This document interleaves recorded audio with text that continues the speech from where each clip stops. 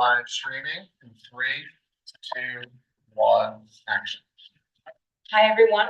Welcome to the Hendrick Hudson Board of Education meeting. I'd like to start on September 11th, 2024. I'd like to start with the Pledge of Allegiance. Pledge of allegiance to the flag of the United States of America and to the republic for which it stands, one nation, under God, indivisible, with liberty and justice for all.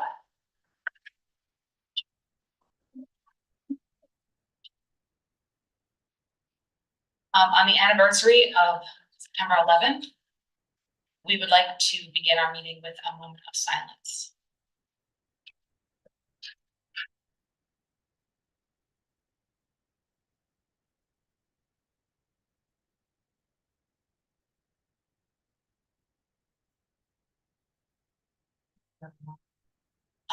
Mr. Trauma, do you want to take a few words to share about why we take this time to reflect? Yes, thank you, President Mills. We took time tonight to pause and honor the memories of those who lost their lives in the terrorist attacks, those who sacrificed their lives trying to recover the victims of the terrorist attacks, and those who lost their lives or sacrificed themselves to try to bring to justice those who brought the terrorist attacks to our shores. I echo my message sent to the community this morning.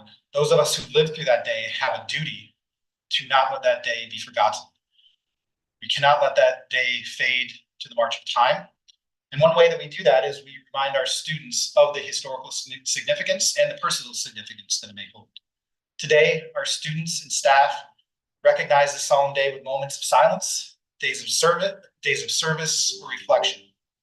I had the opportunity to visit Frank G. Lindsay this morning as Mr. Mackin led a very poignant flag-raising ceremony and had some of our first responders. Some of our other cabinet members attended our Furnace Woods Day of service. And this evening, we paused to reflect, to honor, and to remember. And I appreciate the board allowing for a moment of silence before we begin our work in remembrance of that moment. So thank you. We will start with the agenda. Can I have a motion to approve our agenda as stated? Motion. Second. Anyone? Second. All in favor? Carmen, do we have any comments on non-agenda items? Does anyone have any, before we approve the consent agenda, does anyone have anything to pull from the consent agenda tonight? I have something to pull. I'd like to make a motion to pull subject to 5.4 fiscal. Second. All in favor? We have no donations tonight, right? Can I have a motion to approve the consent agenda without fiscal 5.4? All in favor? Mr. Trombley, would you like to talk about why we asked for fiscal 5.4? Sure. I would. We are joined this evening by our new, or we are recommending to be our new school district treasurer, Mr. Stephen Montefronte. He and his wife, Debbie, have joined us this evening. We thank you for both being here. We thank you for choosing Hendrick Hudson, and we look forward to bringing you on board. For those of you who may not know it in very simple terms, the treasurer is one who helps sign our paychecks, but also keeps us in compliance with a myriad of fiscal regulations, make sure that our finances are on track and serves as an integral part of not only our business office, but also our school system. So welcome, Mr. Montefronte. Thank you. So with that said, can I have a motion to approve fiscal 5.4? Motion to approve fiscal 5.4. Second. All in favor? Congratulations. Thank you for being here. So Stephen, we have a fun-filled agenda tonight that you are more than welcome to stay. But we do know that you are going to be beginning work with us next week, and we want you rested and rejuvenated and ready to go. So you were happy to stay or take your leave. I appreciate it. Thank you so much. Thanks. Thank you. Thank you.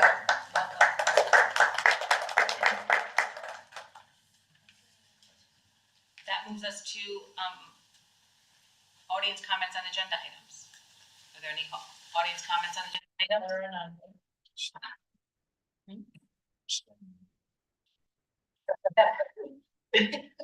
That brings us to our superintendent's update. Mr. Chombley. Thank you. I have just a very brief update for you this evening. I want to begin, Greg, if you pull up our presentation. The majority of my update will center around a presentation reflecting upon our opening of schools. And as we begin to pull that up. So as the presentation is being pulled up, I want to just talk about the reopening of our school system. And I use that word intentionally. Excuse me while I go into my social scientist mode here. I enjoy teaching economics. An accepted definition of the word system is an organization forming a network, especially for distributing something or for serving a common purpose. I think if you look at a school system, we all know our purpose, which is to live out our mission, which Greg has here, ensuring that each student is engaged, is a passionate learner, who achieves their maximum potential and contributes to society. That is why we exist. That is our agreed upon statement. And that is why the system in every aspect of our school system exists. There are many inputs that go into a system. And just think about the many inputs that go into a school system. Contracts, which guide how we behave in certain issues. Transportation, state mandates, legal parameters, people's ability on a given day to do their job because they are humans and sometimes we have good days and bad days. Food service, instruction, interactions with outside agencies such as town, supply deliveries, or natural occurrences such as bee infestations if those ever occur. All these inputs can affect the output of a system from achieving its intended goal. So when one of these inputs change or when time is not spent ensuring upon our system is functioning properly, that takes us away from being able to live out our mission. And we're talking about the reopening of our school system. And as in any system, a very minor change has larger impacts. Just yesterday, Con Ed closed a few streets without letting our transportation department know. And we all know one of the struggles at the beginning of a school year can be new bus routes, making sure those buses run on time. And I have every confidence that our transportation department will work through some of the kinks. And we know we do not want our students on buses longer than they have to be because we want them being home. And if they're of a certain age doing homework, but of other ages, enjoying the free time and time spent with family, being kids. But think about a minor change to one of our inputs that was out of our control and the amount of work that needed to be done to address that. So what we see on the outside is that a bus is late. But what most people don't see is the work put in to try to rectify that situation and how that has an impact on everything else. So we're not making excuses here. We're trying to talk about the fact that we are a very interconnected system.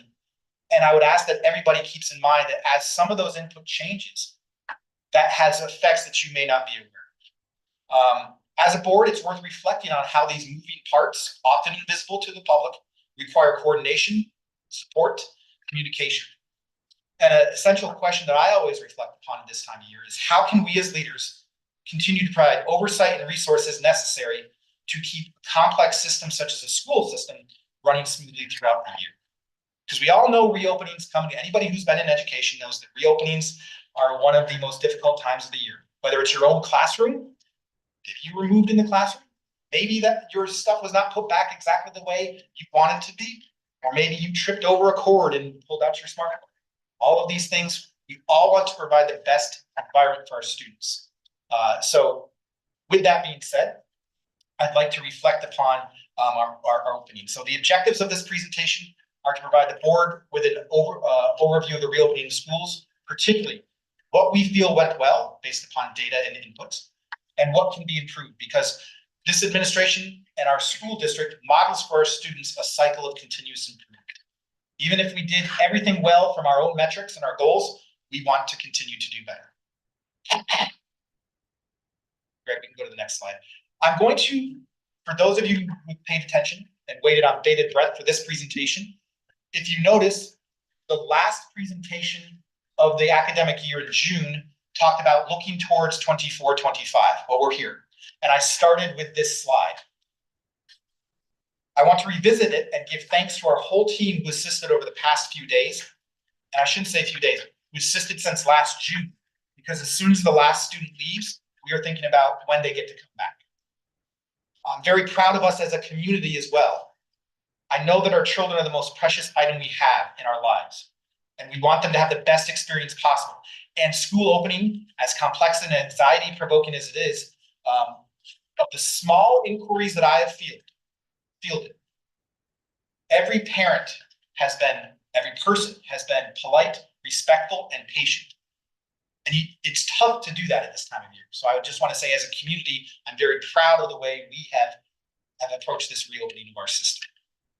And if we go to the next slide, we have to first take a moment to thank some of those people behind and in front of the scenes who have helped make the opening happen. So those groups that you see before there, we're going to take a moment to recognize them. We had thought about inviting everybody here to be recognized in front of you. But then I was advised by many members in this room, don't be an idiot. People don't want to have to show up at this time for a board meeting. And that would not be recognizing them in a positive way. It'd be making them do something they may not want to do. So we thought we could do the next best thing and share some of their smiling faces with our community in a small token of our appreciation. So I'll turn it over to Greg.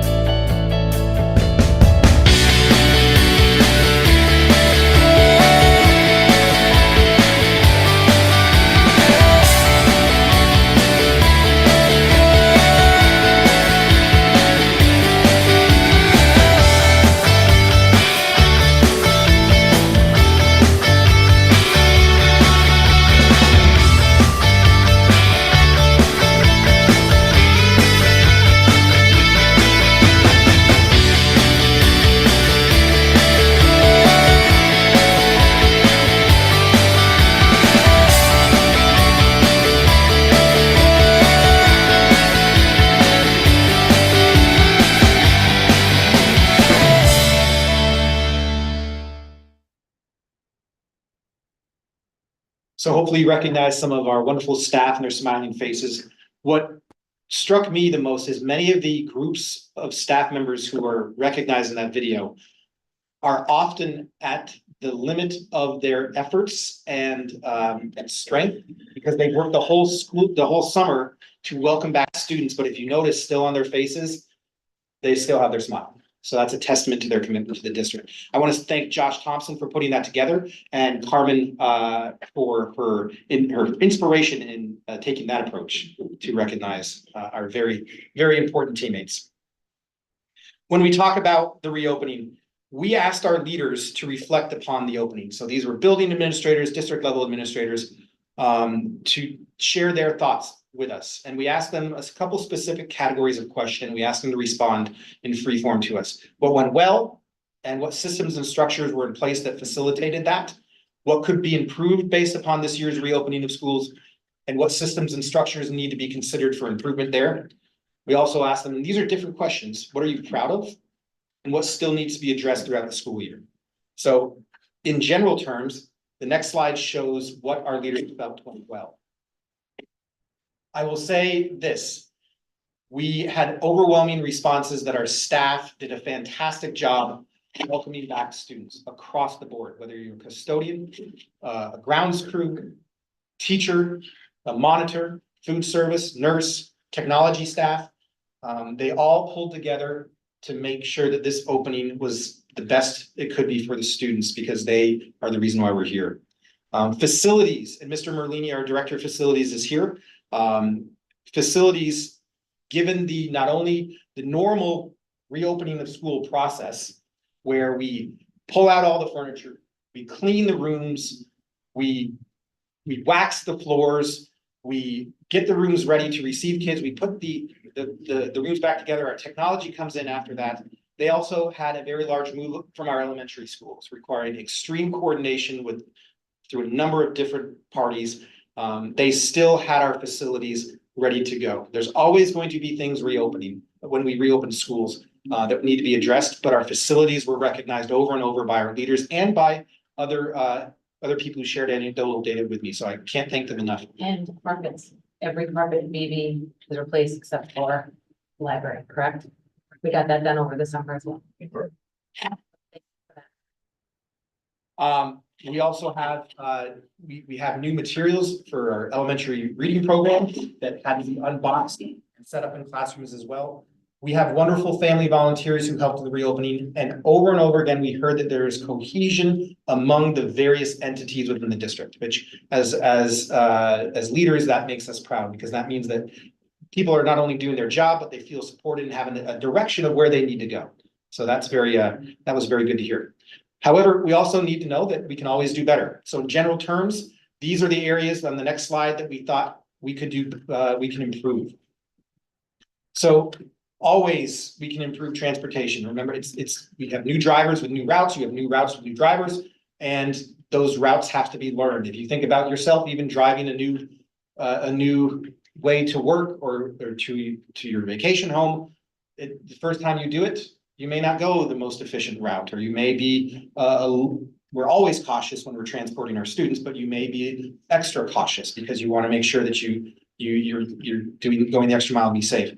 We always want to continue to improve our coordination. We have wonderful partner groups that we work with in our community, but that takes a lot of coordination. This year with the implementation of UPK, we have 2 schools with a new partner that they are getting used to the new configuration. They're getting used to a new program. We're supporting them. Questions such as, can they use the copier?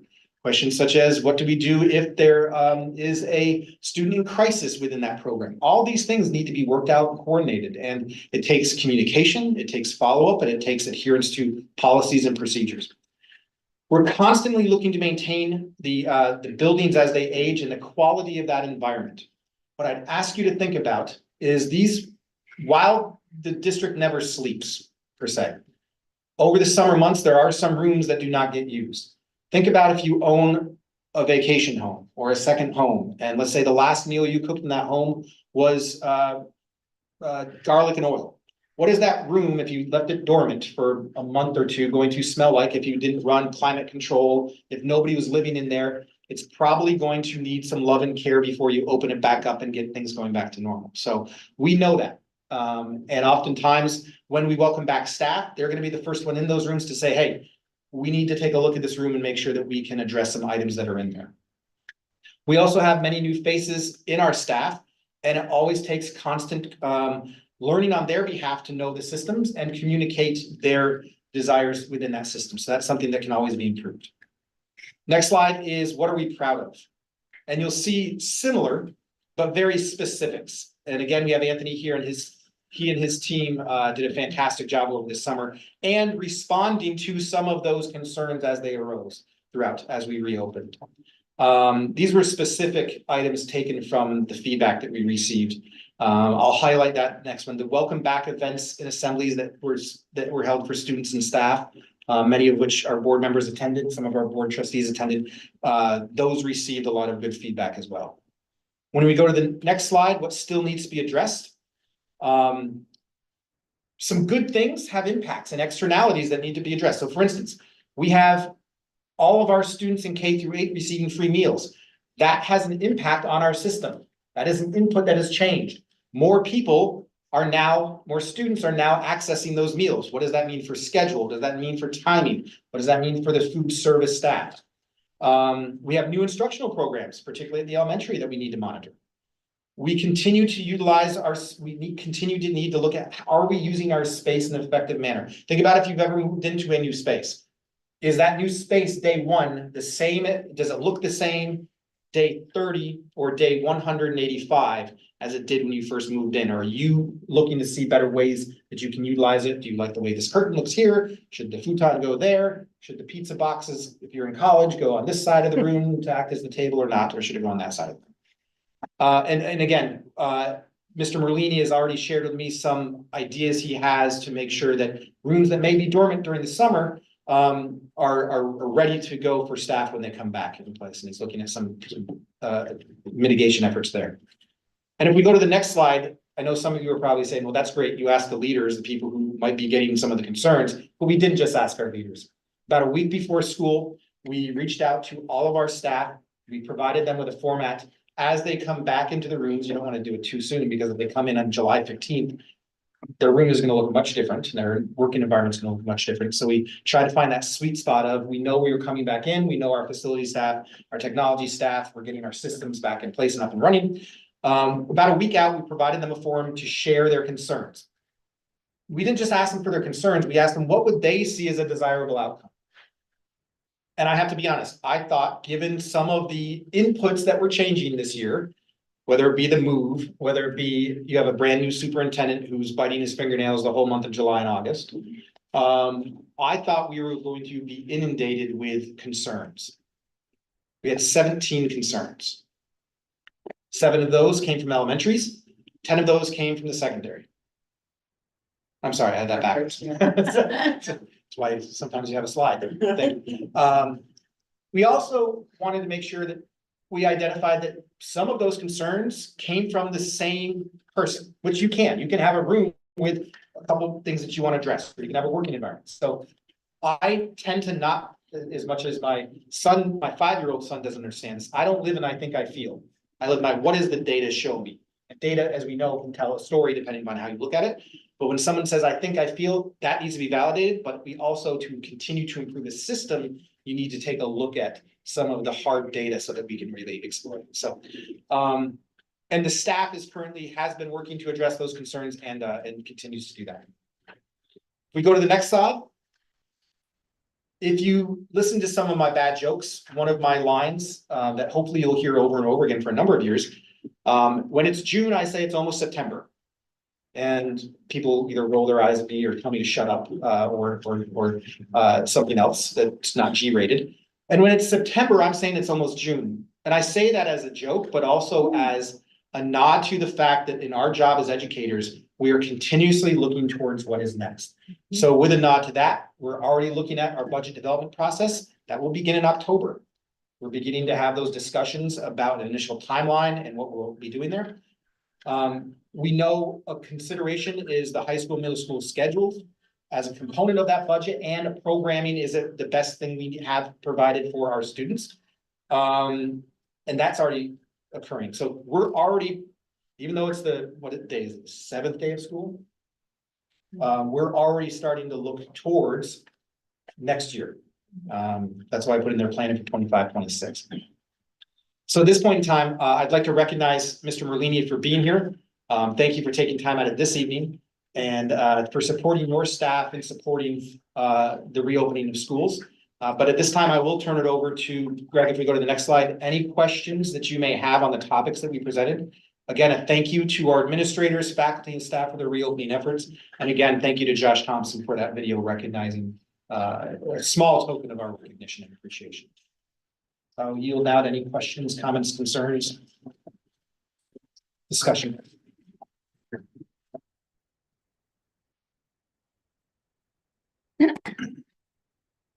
Should we go around slowly so we don't have? Well, I could continue on with my update. If you feel that presentation served the purpose, I'd be happy to continue on with my update. Okay, great, thank you. Great. And thank you to the Board of Education for your support and guidance as well too. It is truly a system that needs everybody who's invested into it. In an effort to continue our tradition, a strategic plan action item is to celebrate good things when they occur. And to be more intentional about celebrating those milestones, I'd like to take a moment to recognize Trustee Bodine, who recently celebrated a birthday. 29 all over again. Yes, and we hope it was a day filled with family, fun, and joy. There are no questions from the last board meeting to follow up. I will tell my children to go to bed at this time. And we do have a new portion of our agenda, if you'll allow me to move forward, because it does tie in. We do have brief updates from our cabinet level staff, and I'll turn it over to our Assistant Superintendent for Human Resources and Leadership Development, Dr. Stephen Garcia. Yeah, thank you. So there are a few events that starts the school year off. One is we welcome a new faculty. We had 16 new faculty members join us on Monday and Tuesday, August 26th and 27th. Many individuals were important to us in welcoming them. Of course, board president, vice president, thank you for joining us. Mr. Trombley has some words, Dr. Ruller, Ms. Shookman, Ms. Joy, Christina Field, who is the mentor coordinator, one of our teachers, and also the HHEA leadership. So I think it was a nice way for me really to get integrated into the culture here, but I think it's just a good way to welcome our new faculty staff, set expectations, but also make them feel comfortable. So I think it was a pretty good event. Just some things I was working on over the summer. So we hired at least 7 teachers, 9 teaching assistants, a teacher aide, an occupational therapist, a nurse, 2 full-time monitors, and a secretary since July 1. So those were the staff faculty I was involved with. And I think we did a very nice job of, again, welcoming them. And I think, of course, our administrators, Dr. Riller and Ms. Shuckman, did a great job to search for those candidates and bring them forward to the board. As part of my entry plan, I wanted to get to know the system more in the community. So since July, I started, I think I've counted about 30 faculty, staff, administrators, community members that I've met with, one this afternoon, in fact. Just really to learn about the school system and to get a better understanding of some celebration, but also some challenges for the district. Today, I had the great pleasure to visit Furnace Woods and participate, or just at least watch the 9/11 ceremony, recognizing and acknowledging the first responders from this community. And the students really did a nice job of honoring them, but also the raising of the flag and then lowering the half staff. And Mr. Cohen, to thank him for really leading such an important event. And then it's very nice to be able to just kind of go around the corner and visit the middle school. And I was a former middle school principal, so I really enjoy that age. I know some people are middle schoolers are a unique blend, but it was really a great opportunity for me to explore the school a little bit and get to meet some more of this faculty, staff, and of course, just the students. So I hope to be doing more of that over the next coming weeks. Thank you, Dr. Garcia. And thank you for kicking us off in our update. We'll also now turn it over to our Executive Director for Technology and Innovation, Ms. Vinitha Joy. So I want to start by thanking my team, technology staff. I do have 5 tech staff, BOCES, EduTech, but they're handheld technology staff. They be around the clock doing more. Every single day, I feel bad asking them to stay over because they're exhausted. At the same time, we do have a new instructional technology facilitator, Nikki Stabell, who started. She is amazing. She's been in the buildings assisting just like the tech staff, but also working with teachers on, integrating some of that technology. She ran Microsoft Translator training, BenQ training, Smart training. So she's already hitting the ground running. My data team, we have more systems than we can possibly think about. Everything goes through centralized ClassLink, and Galit and her team is very involved in that. So we had a very easy start with the data side, but I would say this was a very tough beginning of the school year for technology. We usually finish our beginning of the school year, getting the classrooms ready with the 5 staff that I have on a normal year. This year, I could say any classroom we went to, we had about 5 tickets. Because it was either the smart board or it was either the computer account didn't work or things like that. Normally things that we wouldn't have, we had a lot of issues.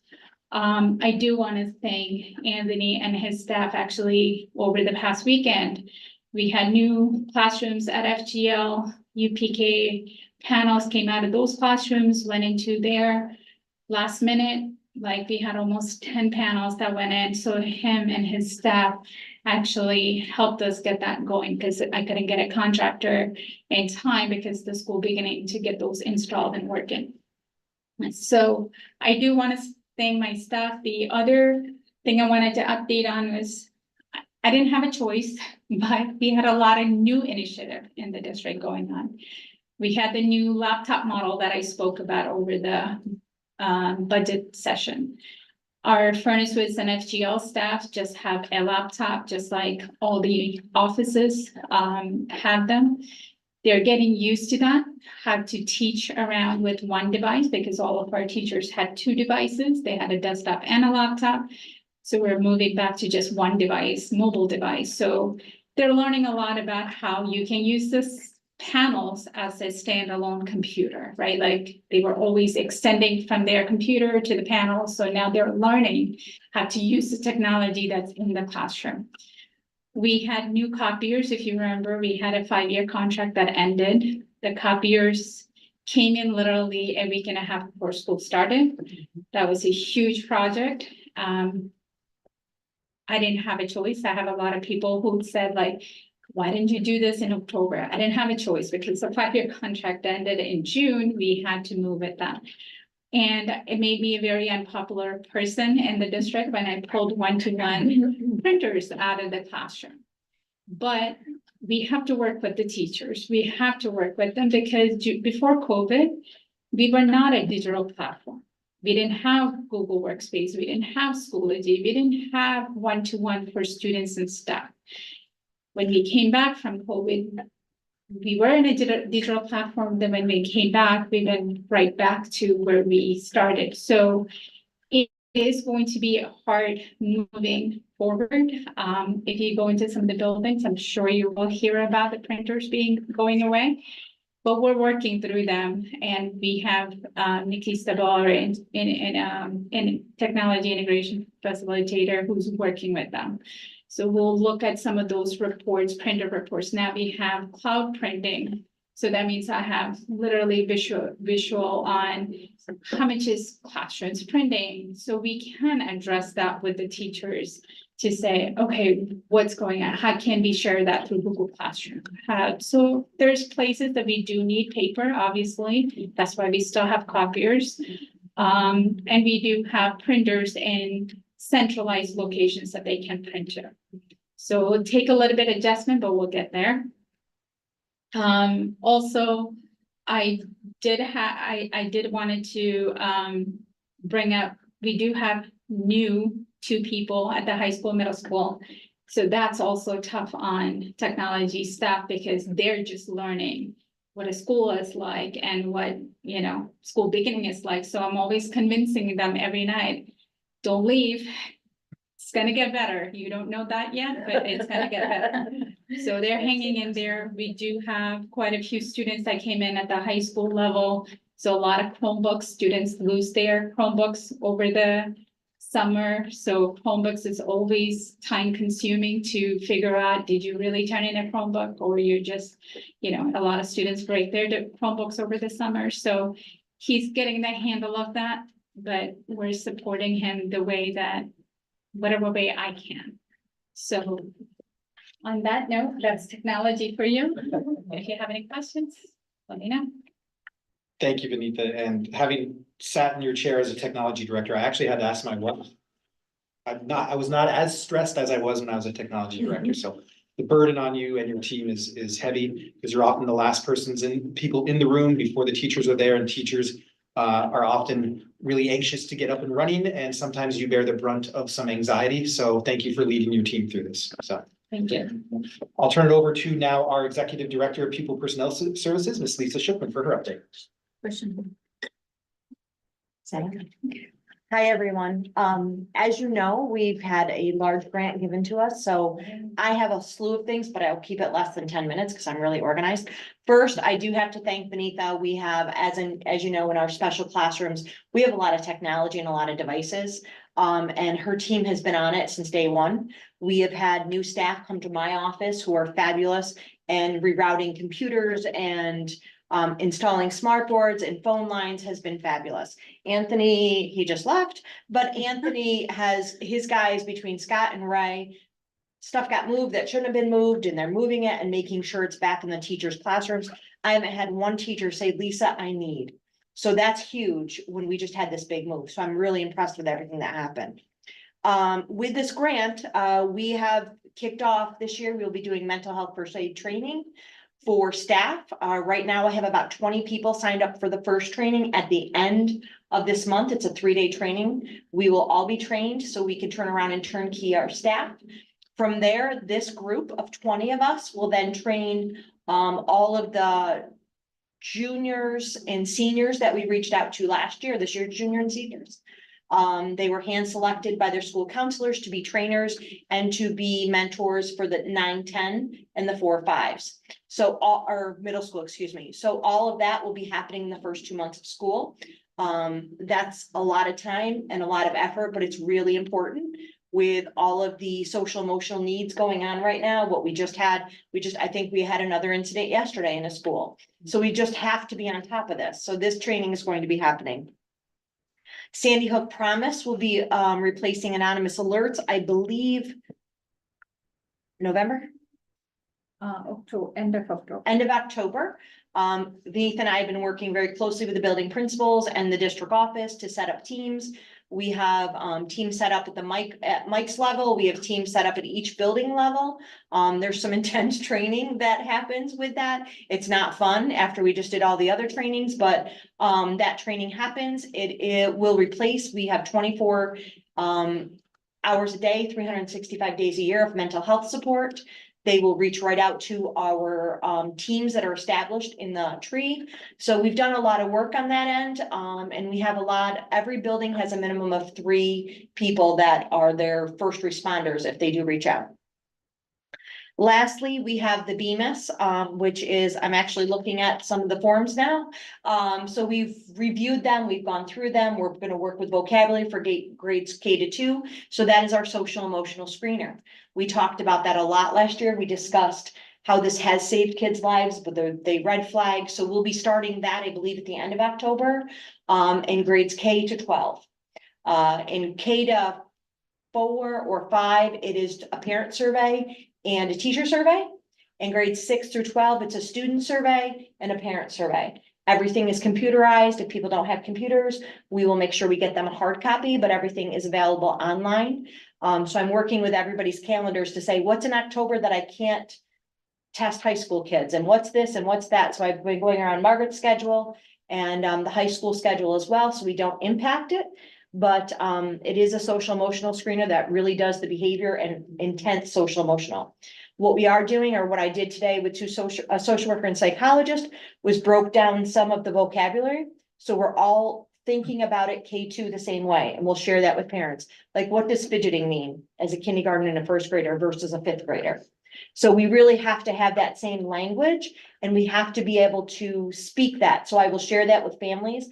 I think I'm going to do a video. I'm hoping I can do something that I can insert and I'm not on the video, but walk people through it so they can see everything that they'll see on the screen. I can demo for them.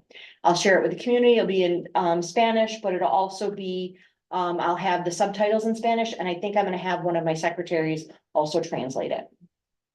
This is available in multiple languages, not just Spanish and English, so anybody can take it. I think that's it. Thank you, Lisa. As you can see, Lisa and her team have been really focused on supporting our students from a social emotional perspective, applying, qualifying, and implementing a competitive grant to help support that effort, and also working with a task force to identify a social emotional screener. So thank you, Lisa. Thank you. I'll now turn it over to our Executive Director of Curriculum and Instruction, Dr. Reller. Good evening, everyone. So I guess the big thing in curriculum right now is obviously onboarding the new ELA program K-5. And I'd like to personally thank the 2 coaches, Michelle Karwowski, who is our K-5 math coach, and Janine Rizzoli, who is our K-5 ELA coach. They both worked a ridiculous amount of time over the summer, getting assessments in place, preparing themselves to support teachers in both the math and ELA programs. and we hit the ground running a week ago. So they are both everywhere all at once, taking feedback and making sure people have what they need. The ELA program, the beginnings of it have gone very well. People have what they need. They're still, I think, in some places unpacking boxes and figuring out what they have. We do, we're at a point right now where we're just double checking to make sure all of the ancillary staff has what they need. So the special ed teachers that are teaching skills and a pullout, did we get them everything that they think they need? We have some questions about how the libraries can flex in each building to a lower level and a higher level. So Janine and I are taking notes and figuring out what the next steps are with this. We had a meeting yesterday with the grade level leaders to settle on some assessment decisions. So we think we're in a good place. Each grade level leader has a virtual coach that is available to them at any time. We kind of have an agreement that they will use that coach at their monthly meetings to gather the feedback from the grade level and then sit and poke somebody's ideas about what this looks like. I will say the interesting thing with Interreading is they have a very robust online presence. So there's a lot of Facebook groups that people get bits and pieces of information about the program. So I think we're in a good place with that, but like with anything new, there will be kinks along the way and we will respond to make sure people have what they need to be successful. Toward that same goal for parents, we are planning a literacy night. We're trying to work out whether we do this in 2 nights, a K2 and a 3-5, especially because the buildings are split. The last time we did this, we were K5. What I would like to have happen is what we did the last time, which was to have a short presentation for argument's sake in the cafeteria and then have people visit classrooms to see what will happen. So I asked the grade level leaders to go back and get some feedback from their teachers to see when we can schedule that. It will likely be towards the end of October. Title I night for parents who have children in AIS. We are rethinking that because we have been doing it as the precursor to the Welcome Back to School night. And we had a conversation yesterday, we'll talk more about it tomorrow, that we don't know all of the kids that will be in AIS at that point. We know the kids who moved forward from the prior year, but we don't know the kids who will be identified in the next benchmark. So we're toying with, do we do it again? Do we do one virtual and one in person? And we'll flesh that out in tomorrow's AIS meeting. Title III night is September 23rd. It is a district-wide evening, so we don't make those parents travel again multiple nights. That will be here at the high school. We've been doing that for years, and it's, you know, we have guests come in from the library to speak to our families. There will be a dinner.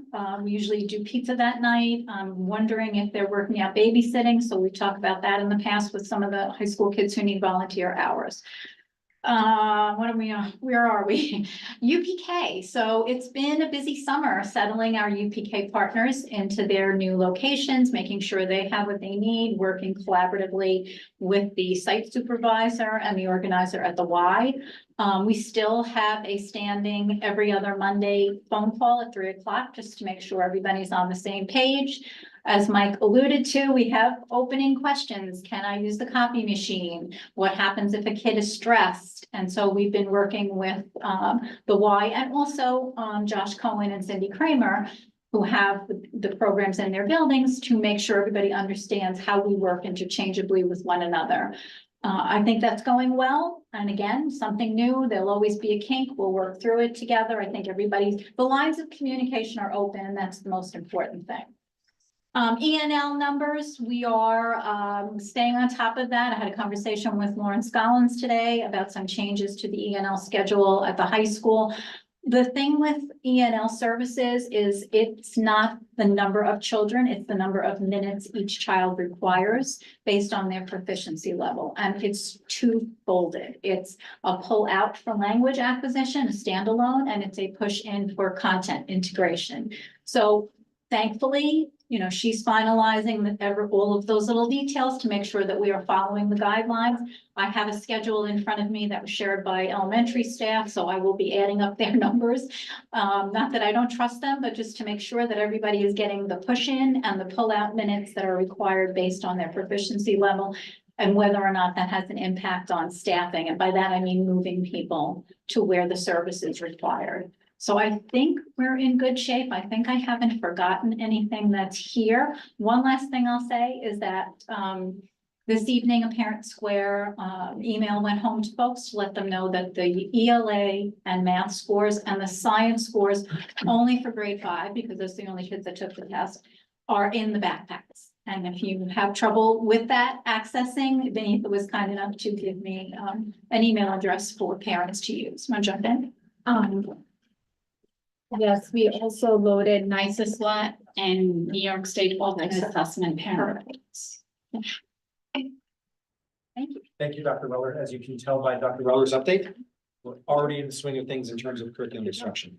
Before I turn it back over, because that does conclude the cabinet update, I want to thank the board for allowing us to have this time to share all of the great work that the cabinet members are leading. And underneath their work is the work of countless other staff members. So they're sharing with you the good things that all of our staff are doing.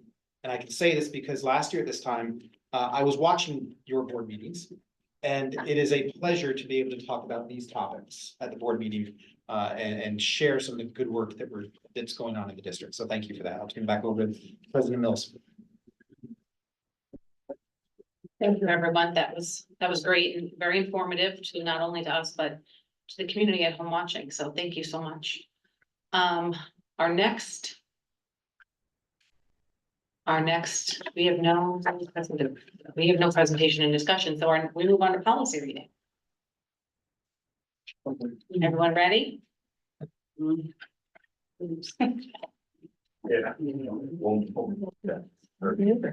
Yes. Hey, Rick, okay. Just as a reminder, we meet as a policy committee with Mr. Trombley recently and Carmen, and go through each of these and discuss them at length. Before we get to this point, where there are this many in front of you, so. Just, it's a lot, but this is work that really just needed to be done, so thank you for your time. With this, everyone. Okay, we are moving to the second reading of policy 1420, complaints about curricula or instructional materials. The Board of Education recognizes To waive the reading. Are we gonna discuss? This is when you can bring back, because we had held this from the last meeting for discussion. Second. All in favor? We're waiving it. We're waiving the reading. Okay. So now we can discuss as a group.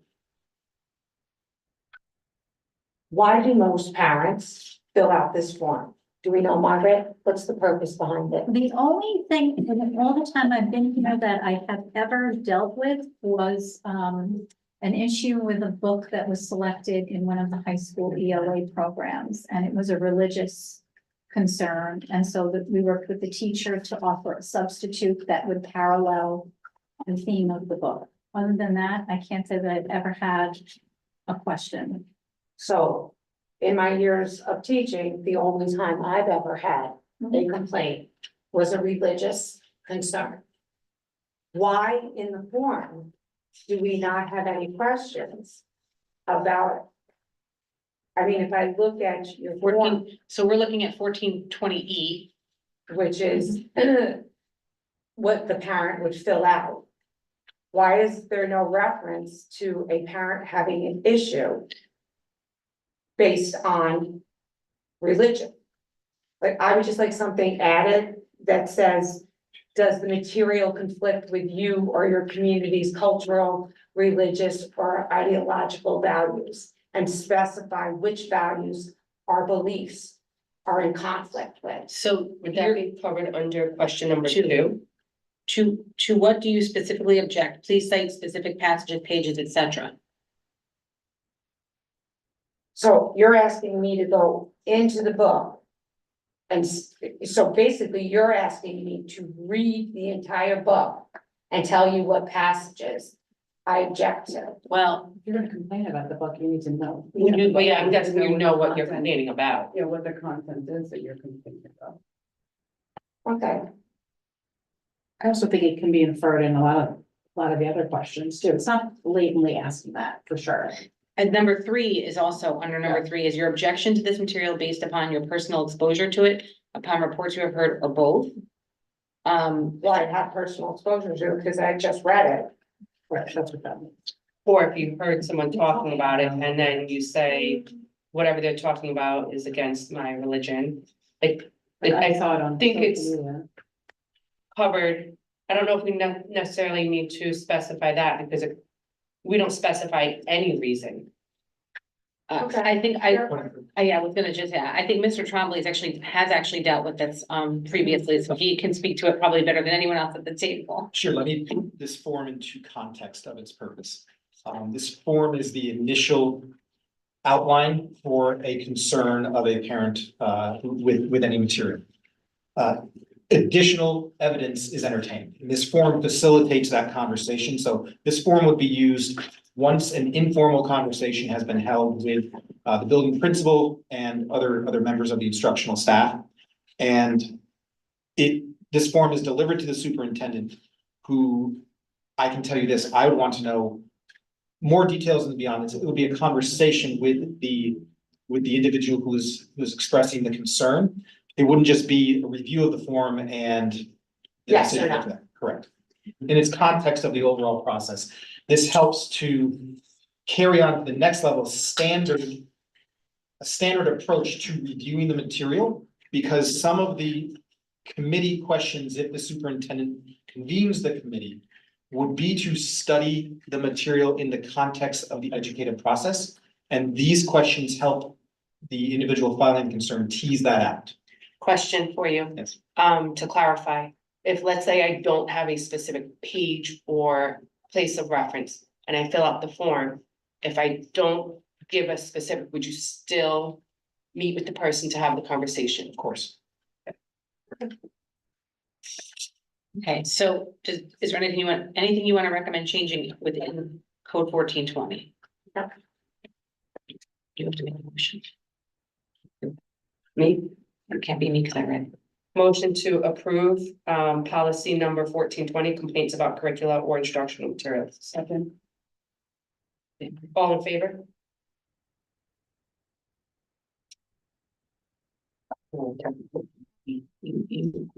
We may have to reverse what we're doing, but we'll talk about that another day. Second reading, this is a 1420E. Complaints about curricula or instructional materials exhibit. Request for reevaluation of instructional materials. Motion to waive the reading. Second. All in favor? Okay. So we just discussed this based on that it was related to the other. So make a motion. Motion to accept policy number 1420E, complaints about curricular or instructional materials exhibit. Second. All in favor?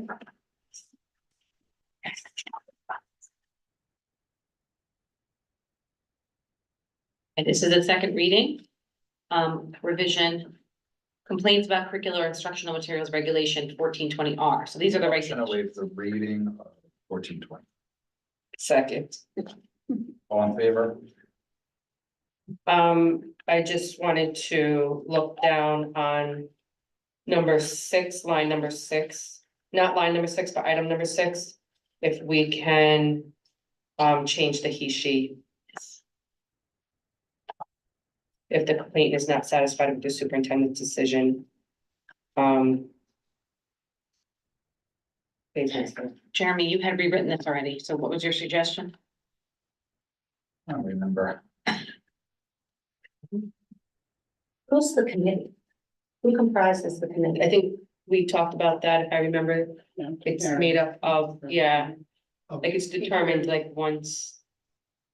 Of the policy committee or of the? this Of the committee? co- Yes, so the committee, according to the regulation, it's laid out in part 1 of the regulation.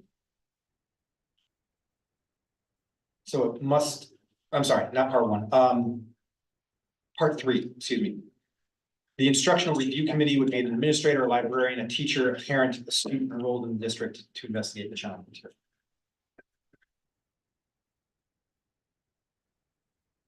And so in general terms, what that occurs, you have the informal meeting the concern is not addressed at that. The individual filing the concern has the right to file the written complaint with the superintendent. The superintendent will convene that instructional review committee who follows the process as laid out in regulation. Makes a recommendation to the superintendent who can accept or reject. And then if the individual who filed the concern is still unsatisfied, they can go to the Board of Education. Okay, so going back to, actually, I want to go back to number one. The second sentence, at this meeting, the complainant will be asked to make clear.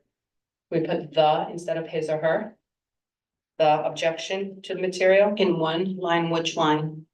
the fourth line down, but it's the second sentence, at this meeting. The complainant will be asked to make clear the objection, Yes. and then if we, Carmen, are you ready for me? If we go to number 6. If the complainant is not satisfied with the superintendent's decision, remove he or she and put the complainant may refer. And then second sentence, the superintendent will deliver a copy of the decision. Instead of his, her. Sorry, I didn't catch that before. We caught some of them because Nisbah had said they were actually going to do this before they sent them to us, and we actually caught these in real time when we were going over them. So. We have to be more cautious.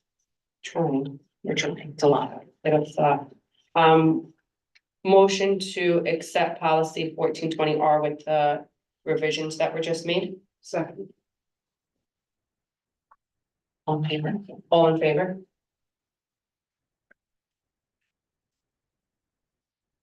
Second reading. Second reading, policy 1525 civility. Board of Education intends to foster a culture and practice of civility in all school. Second. On favor. All in favor?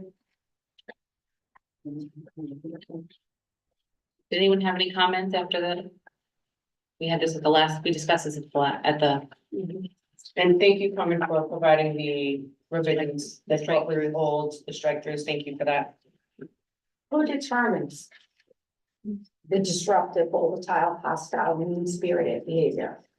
And I question that because I remember sitting in the audience with another board, with police officers here, with me and just one other man, and the board walking out on the other man when he got up to speak. I didn't feel threatened. I didn't really know what was even going on. I thought they were gonna come back. So, who's determining? Because we all feel things differently.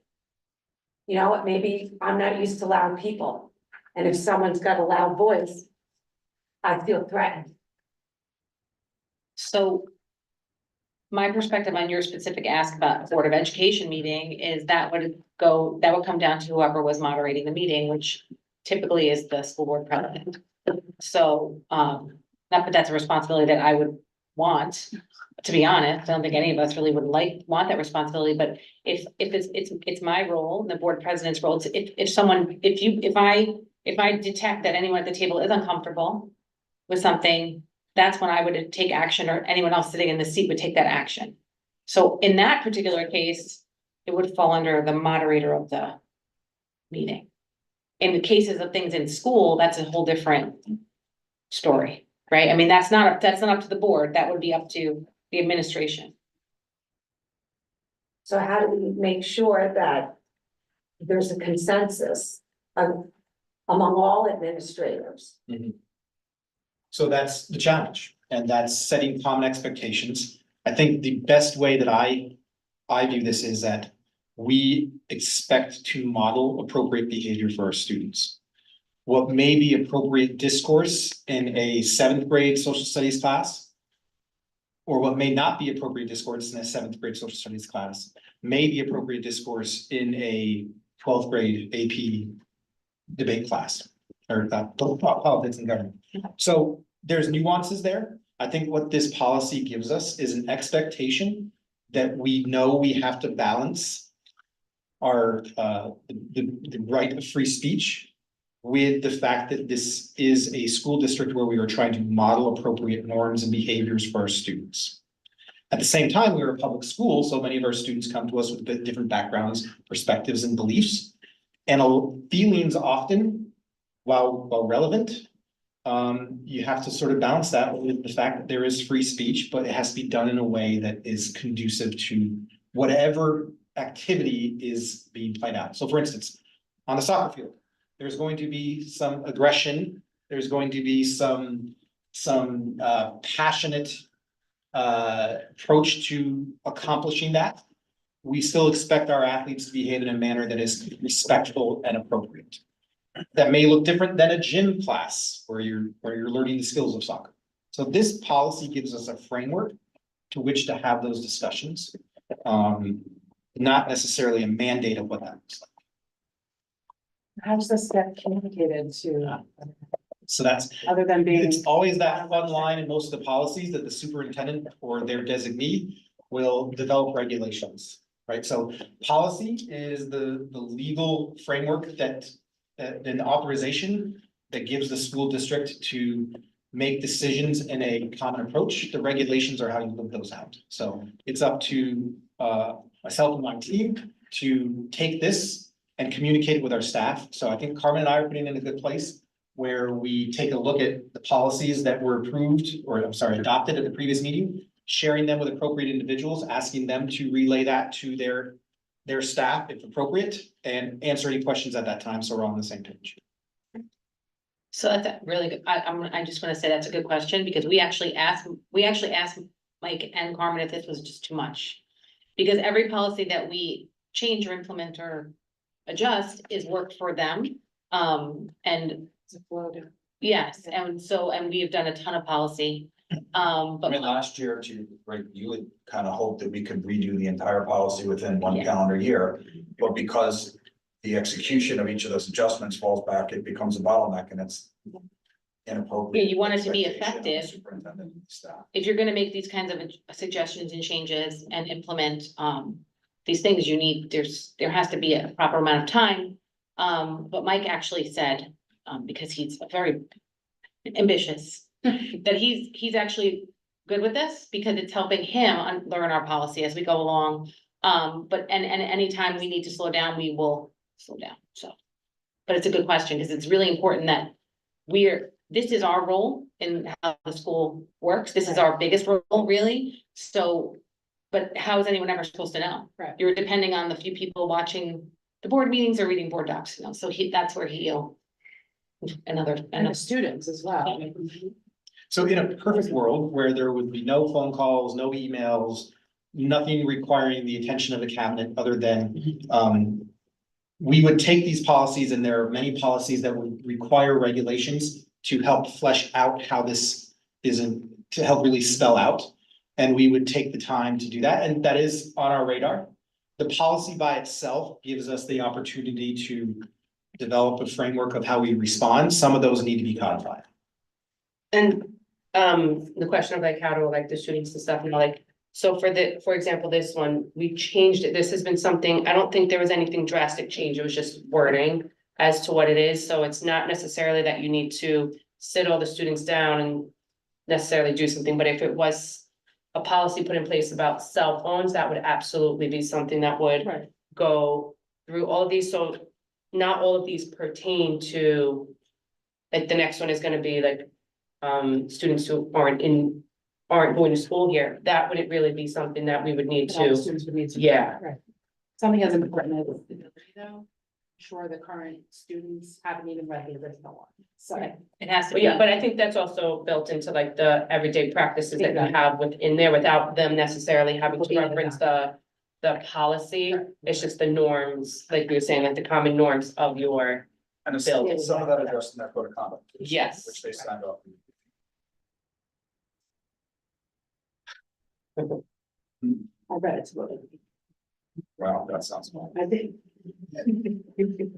their nighttime reading. Yes, they were just sleep fast. Not good. Motion to accept policy number 1525, civility. Motion. Second. All in favor? Okay, now we're moving on to our first reading. This is first reading of Policy 1740, relationship with non-public schools. In recognition of its responsibility under state law and regulation, Board of Education Motion to will. waive the reading. Second. All in favor? So this just goes through, just to, so you can see the first couple are required. We don't have any say on the textbooks. Software, like any of those things, those we have to offer to those students. Special education was one of them, transportation, career education. So some of these are not things that we have a choice on. And again, the board, at the end, it says the board authorizes the superintendent to establish any and all rules, regulations, and procedures necessary to implement them and maintain this policy. And this was just, this was a revision? It wasn't, we never had a 1740. This is brand new. But we had a 17 no, it wasn't 17, it was buried somewhere else, there were two items that we combined to make this one. Right. So we're gonna retire, we're retiring two that were this. No, I remember that. Someone asked the question. So I think one of the trustees actually asked that question. Okay, so this will be discussed we're not the next board meeting. Okay, next one. First reading. Policy 1741, homeschooled students. Motion to waive the reading. Second. All in favor? We had a change to this one, didn't we? Yes, can we go to where it says participation in extracurricular activities? Can we, cross out, strike through by their parents? All three words. So in participation in extracurricular activities, we'll read students instructed at home are not permitted to participate in district activities or use district facilities other than as permitted under district policy 1500. So we just wanted to remove the word by their parents, because it's It's redundant. yeah. They also need to instruct by someone else. Mhm.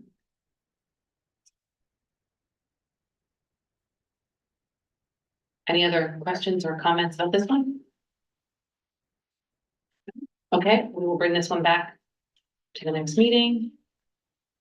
First reading, policy 1925, interpreters for hearing impaired parents. This is a required policy. The Board of Education. Motion to waive the reading. Second. One thing. So this one just outlines what the district is required to do by law for our hearing impaired parents. And this was the one where it doesn't necessarily mean that. It can be done in a variety of ways, if I remember us saying, but if you wanted an interpreter, you had to submit paperwork 10 days prior to the meeting. But they could receive services in other formats besides an interpreter. So. I'm just gonna ask before I make the motion, are we comfortable with something like this? That's a required legal policy to waive the second reading? I know we have been trying not to do this, but this is a required one. It's not anything we can really change in it. And that way we don't have to worry about bringing it back. So motion to waive the second reading of policy number 1925, interpreters for hearing impaired parents. Second. All in favor? Motion to accept policy number 1925, interpreters for hearing impaired parents. Second. All in favor? Okay, thank you, everyone. We're gonna do the same thing now for We the, can do the next one. Yep. This is policy 1925 E.1, interpreters for hearing impaired parents exhibit accommodation request. So this is the form they will fill out to make that request 10 days prior. Motion to waive the reading. second. All in favor? Motion to waive the second reading of policy number 1925 E.2. Second. All in favor? Motion to accept policy number 1925 E.2. Second. All in favor? Yeah, pretty good. Yes.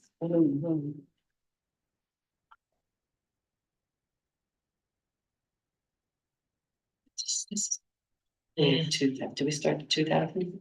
We did, we're starting in 2000s, but now my computer, my internet is down. We're here? Nope. No, It's not. 2000. It's her Wi-Fi card. No, it's the next one. We just did EDO two.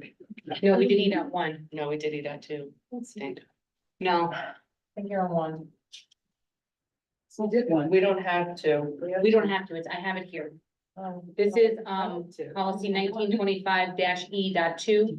Interpreters for hearing impaired parents exhibit response to requests for accommodation. So this would be the district's form accepting. Motion to waive the reading. Second. All in favor? Motion to waive the reading for policy number 1925 E.2. The second. did. Second reading. All in favor, sorry. Motion to accept policy number 1925 E.2. Second. All in favor? I think we have to go back to E1 because I did say E2. Okay, well, just to, well, Just so that it's on record. there you go. Motion to waive the second reading of policy number 1925 E.1. Second. All in favor? Motion to accept policy number 1925 E.1. Second. All in favor? Okay.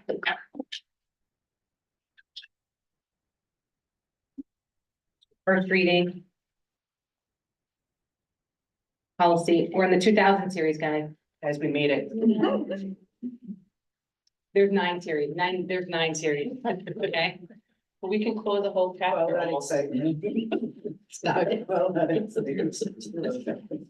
You don't know what it was like to see the numbers change when we were sitting there. And then to see there's 7 more after this. This is, policy 2000. Still have some ones. I know. Come back. Come on. Don't remind us, Barbara, we're trying to have. Small victory. Barbara's like, we still got more. We still have more ones. This is board policy 2000, board governance and goals. The Board of Motion to Education, waive the reading. Second. all in favor? So this is the policy that explains why we're doing what we're doing tonight, which is going to be set our goals. Perfect. Wow, foreshadow. Anyone have any questions or comments about this and how it's written?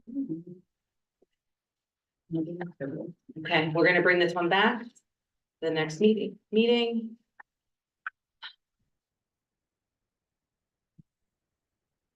Okay. All right. Next.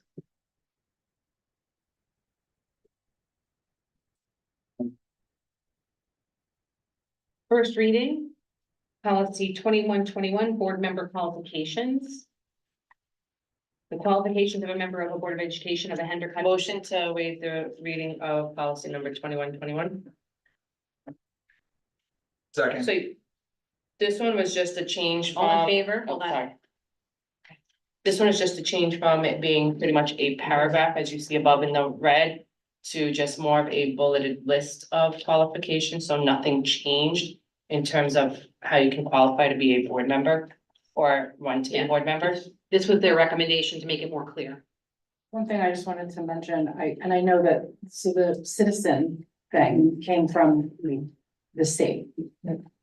I think the previous one above doesn't have citizen, right? Correct, that's Correct, yeah. Yes. That was my, that was it. so they added, I just So they wanted added to that, say, yes. make it clear that the state added that. Yes. So we didn't- Yes. But it's the same thing, because you have to be a qualified voter, and you can't be a qualified voter if you're not a citizen. So whether it was written or not. They applied the same. defined it. There's some that- Yeah, so now they defined it. Someone can't make an inference, then now it's spelled out for them. Yeah, I mean, we did talk, you actually brought up the other piece of some, like the other part there, like, what does like incompetent mean, but it kind of like went through.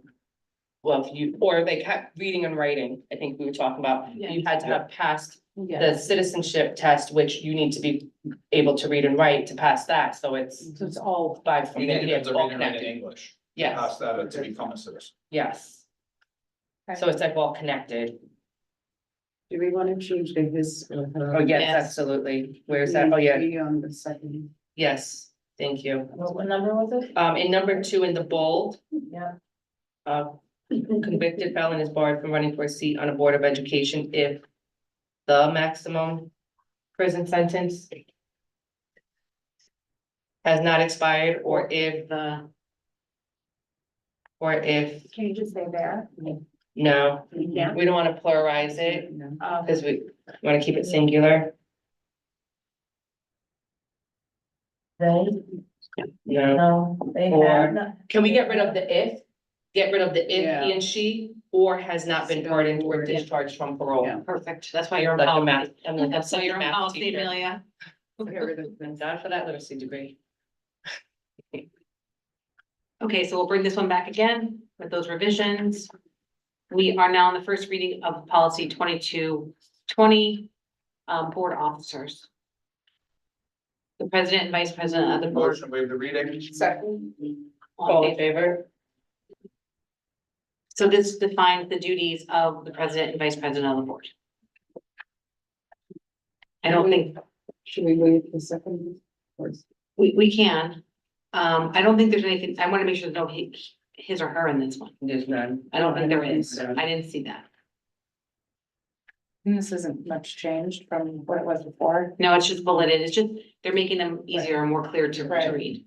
So we can waive the second reading. Motion to waive the second reading of Second. policy 22, 20, 21, 20. 22, 20. Second, All in favor? motion to accept policy 2220. Second. All in favor? Okay. This is, policy 2230, appointed board officials. Okay, Carmen. I'm sorry. District clerk, the Board of Education shall annually. Motion to waive the reading. Did you wanna, it was this one you wanted? No, the other one, I was gonna say for the board member qualification, should we have just done a second, waiving of the second reading for that, and just approve it since. We can't change it. Sure. Yeah. we can go back in So we're time. gonna go back to Let's go back in 2121. time. Yeah. We're gonna table the current motion to read 2121 at the next. Oh, we're tabling 2230 for now, and we're going back to 2121. So make Motion to waive the second reading of policy 2121. Second. all in favor? Motion to accept policy 2121. Second. All in favor? Okay, now we're back to back. the first reading of policy. Do anything, on table something. Just make the next motion. Motion to untable policy 2230. Second. All in favor? This one has, is confusing at the top. It says district clerk and then it says, oh, maybe that just needs to be bolded, Carmen, where it says district clerk and then district treasurer. Board docs is a little funky when, Yeah, this one just needs to be formatted just a little differently. so I can bold it and underline it. Yeah, underline it, bold it, and then make a space in between, 8 and then district treasurer, just so it's Yeah, clear. well, if you can, bold and underline district treasurer as well. Only we knew it, district treasurer. We just did that tonight. Doing something. Come on, guys. Everybody find it on your toes. So that's why we did this. because- So, hey, so have a cheat sheet. We have to say, rather. I move to take from the table, not to untable. I move to take from the table. No, you have to say, I move to take. 2230. I move to take policy 2230 from off the table. From the table. From the table. Did you table it? We should just do it. No, I didn't know. Okay. So now we can do it. Yeah. And now we are officially within the. Okay, so Carmen, can you just make those edit, like, we could approve this one, but I think we're gonna just make the edits We just waive them, continue to waive the meeting, because Jeremy didn't know the second waive. on this one? Yeah. I think I did, but go ahead. Jeremy, wait, wait, read it reading again. again. Motion to waive reading? Second, So this one, bring back with the we're gonna change district clerk to bold, district treasurer to bold, add 2 spaces, so it's easier to read. and when we started the 2000s, full transparency, we did choose to do this one because we were onboarding the district treasurer, so we wanted to make sure we had a job listing of what that we are expecting the treasurer to be doing. Okay, so with those changes, We make connections. with those changes, we will bring that back. Okay, we're almost done. We are retiring. This is a retirement policy 1240, visitors to school. The Board of Education recognizes that schools are places of work. Motion to waive the reading of policy 1240. All in favor? Thank you. Only purpose behind this is because of policy 50. Yes, the purpose behind this is because of policy 5350, I'm sorry. 5300. 5300, which we approved. The code of conduct. The code of conduct. This was, this is like a duplication of the code of conduct. Can we waive the reading? Policy 5300 is already in place. Yes. Motion to waive the second reading of policy number 1240. 1240. Second. All in favor? Motion to retire policy 1240. Second. All in favor?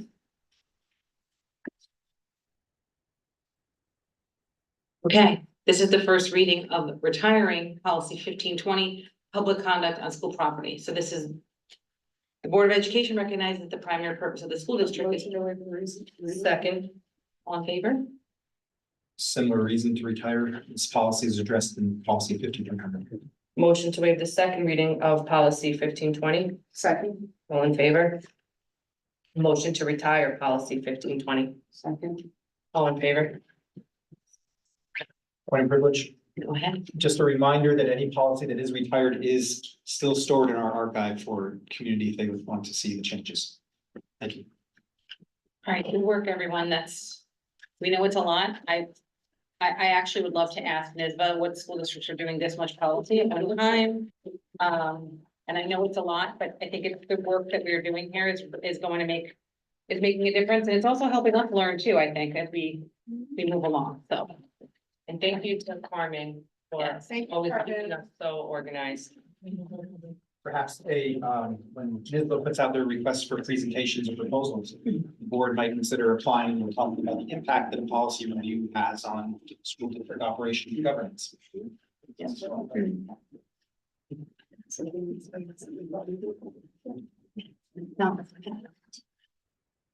Or not. When we successfully accomplish our goal, we'll have a lot to speak of. So our next, discussion point, we have a board comments and new business, and we are bringing back the conversation on, data FOIL requests from August 2024.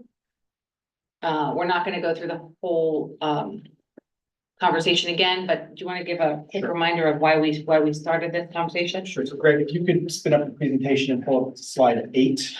Just a reminder, over the summer, the board entertained a discussion on, in its current policy, the board is authorized to charge for various aspects of FOIL requests. FOIL requests, as our district, as well as many other districts and public entities, have seen an increase in FOIL requests, and there is a cost both in terms of monetary items and anecdotal labor costs associated with that, and time, an opportunity cost of staff spending time doing that when they could be doing something else. So we just wanted to entertain a discussion based within the board's own written policy and practices around the region as to, did the board wish to entertain that charging? So if we go to our update for today, the board did come away from that discussion over the summer with 2 questions. Number 1, can the district charge non-residents and not charge residents? And of the 44 FOIL requests from last year, how many took over 2 hours to address? And you can see the answers there. The legal authority exists to do that, but it's not recommended. When we implement policy, we always try to do that in a uniform way as to avoid confusion and perceptions about that non-uniformity. And then I'm not gonna read you the data there, but the data shows you the number of FOIL requests from last year that did go over 2 hours. And the reason why 2 hours, I believe, is because there's policy language that anything over 2 hours, you can start incurring charges for the individual's time. Did anyone have anything that they wanted to discuss on this? Well, I do.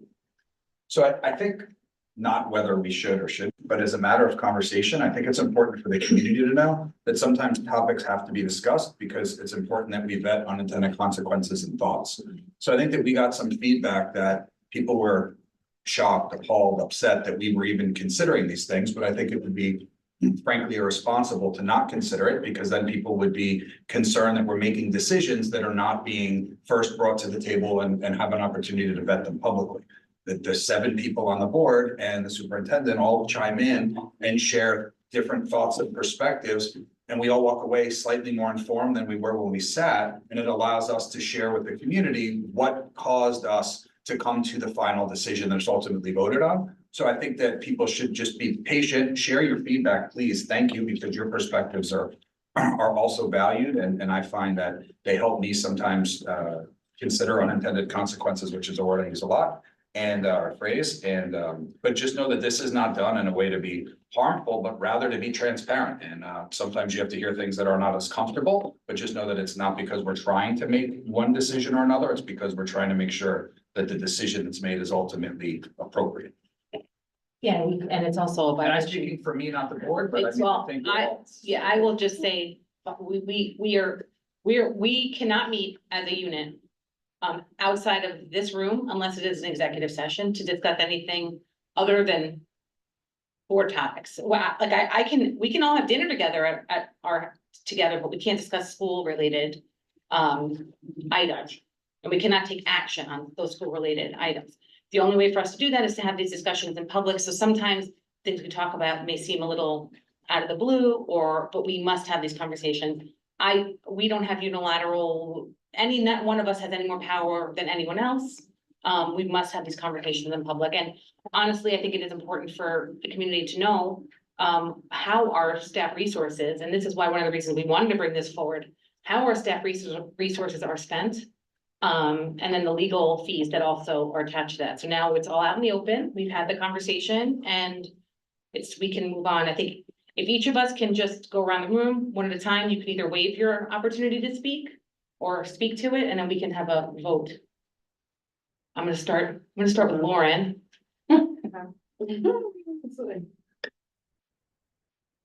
So I can see it from both sides. Obviously, it's not nice to charge people for information that they should be able to get when they need it. But I do understand taking away from someone's daily job to have to foil something for over 2 hours. So in my opinion, I kind of feel it's okay. Well, maybe just, put it out there that there could be a charge for over 2 hours and see if the person still wants to go forward with it. And obviously maybe tell them exactly what the fee would be and give them the option, if they want to move forward with it. But if things are taking over 2 hours and other things are piling up, that's a problem for the staff member doing the job.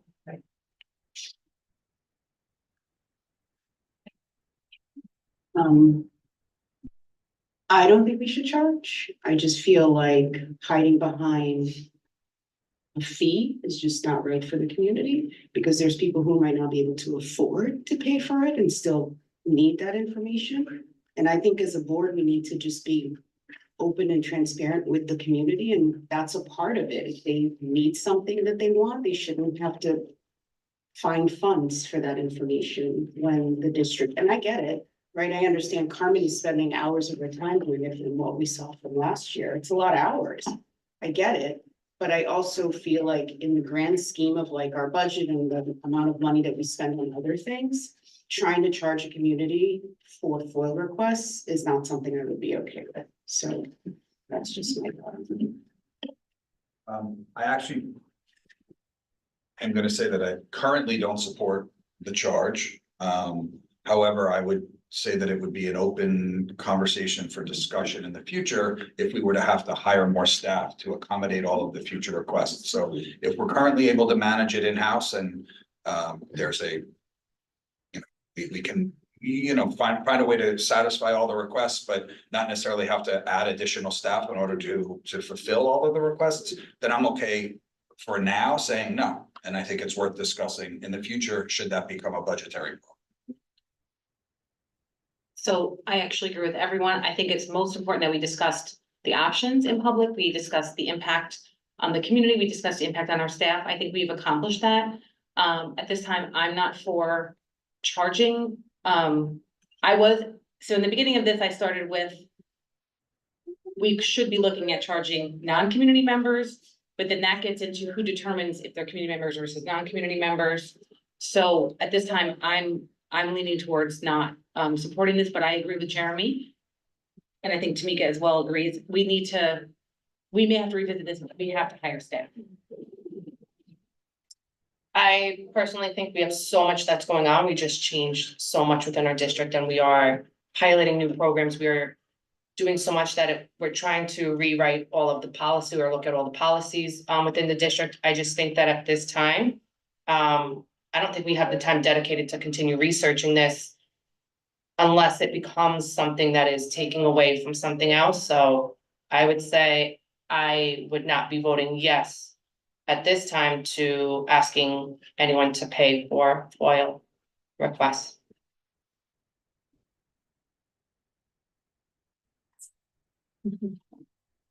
I think the budgetary concerns, the public has the right to know.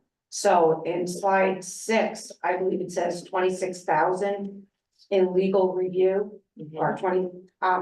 Could you give me a number for what it costs in personnel? I know you're saying 2 hours, but if you could just give the public the information, like it cost FOILs last year, cost the district X amount of dollars.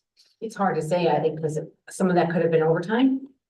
It's gonna be hard. I mean, I don't know if you could estimate that, if it's, I think we should estimate it. I am not for charging for FOIL requests, but I do think the public is entitled to know exactly, well, not the exact, the estimate dollar amount. Point of privilege. Could we allow Carmen weigh in on an estimate?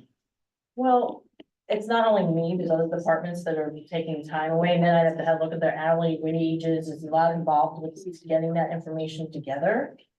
I might be able to, you know, it's gonna take time. Is it gonna take you more than 2 hours? Yes. Yes, Yes. yes.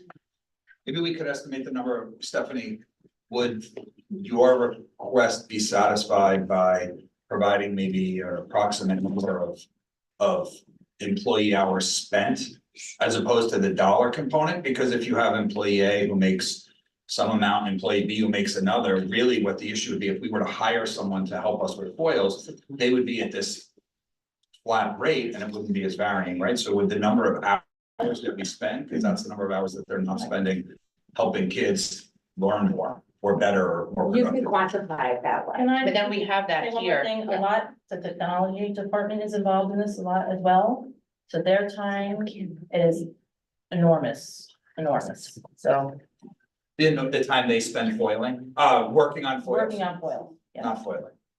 Because I'm also looking at it as a taxpayer. And for taxpayers who are concerned about the increase in their school tax bill, I think they're entitled to know in our budget line what this would be.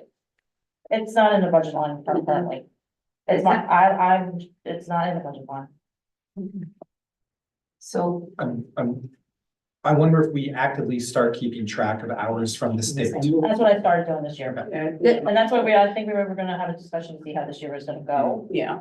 And I'm gonna keep track of the hours for this year, yes. So you had like 44 last year, right? Because 32 of them were over 2 hours.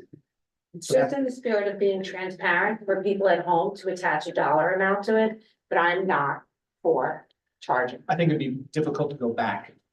But Yeah. going forward, I think we can probably quantify it easy. I think it's something that, I think it's really important to keep track of now going forward, so we can, if that has to be revisited for whatever we have the data.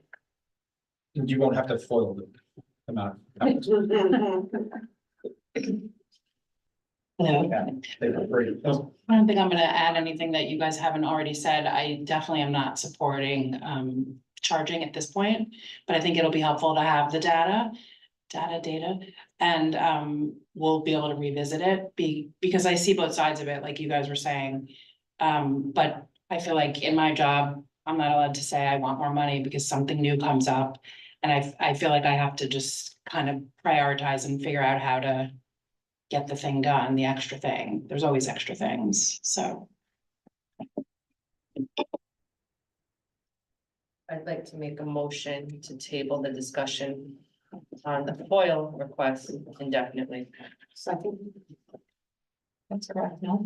No, wait, hold on, but if we do it indefinitely, that means that if it starts to cause money, then you can tell us, talk about it again. So I believe there was no motion made. It was just a discussion, so we can end the discussion. Okay.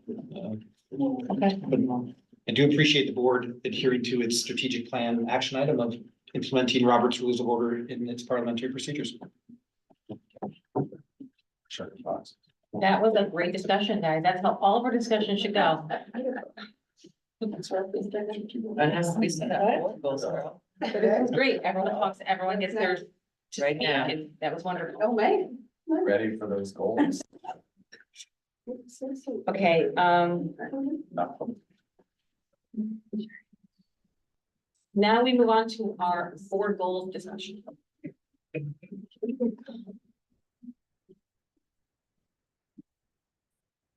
No, it's not that. I hear that. I wanted to do that.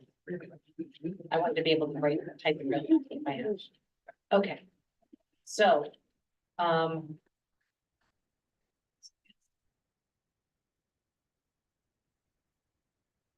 okay, we are moving on to the board goal discussion.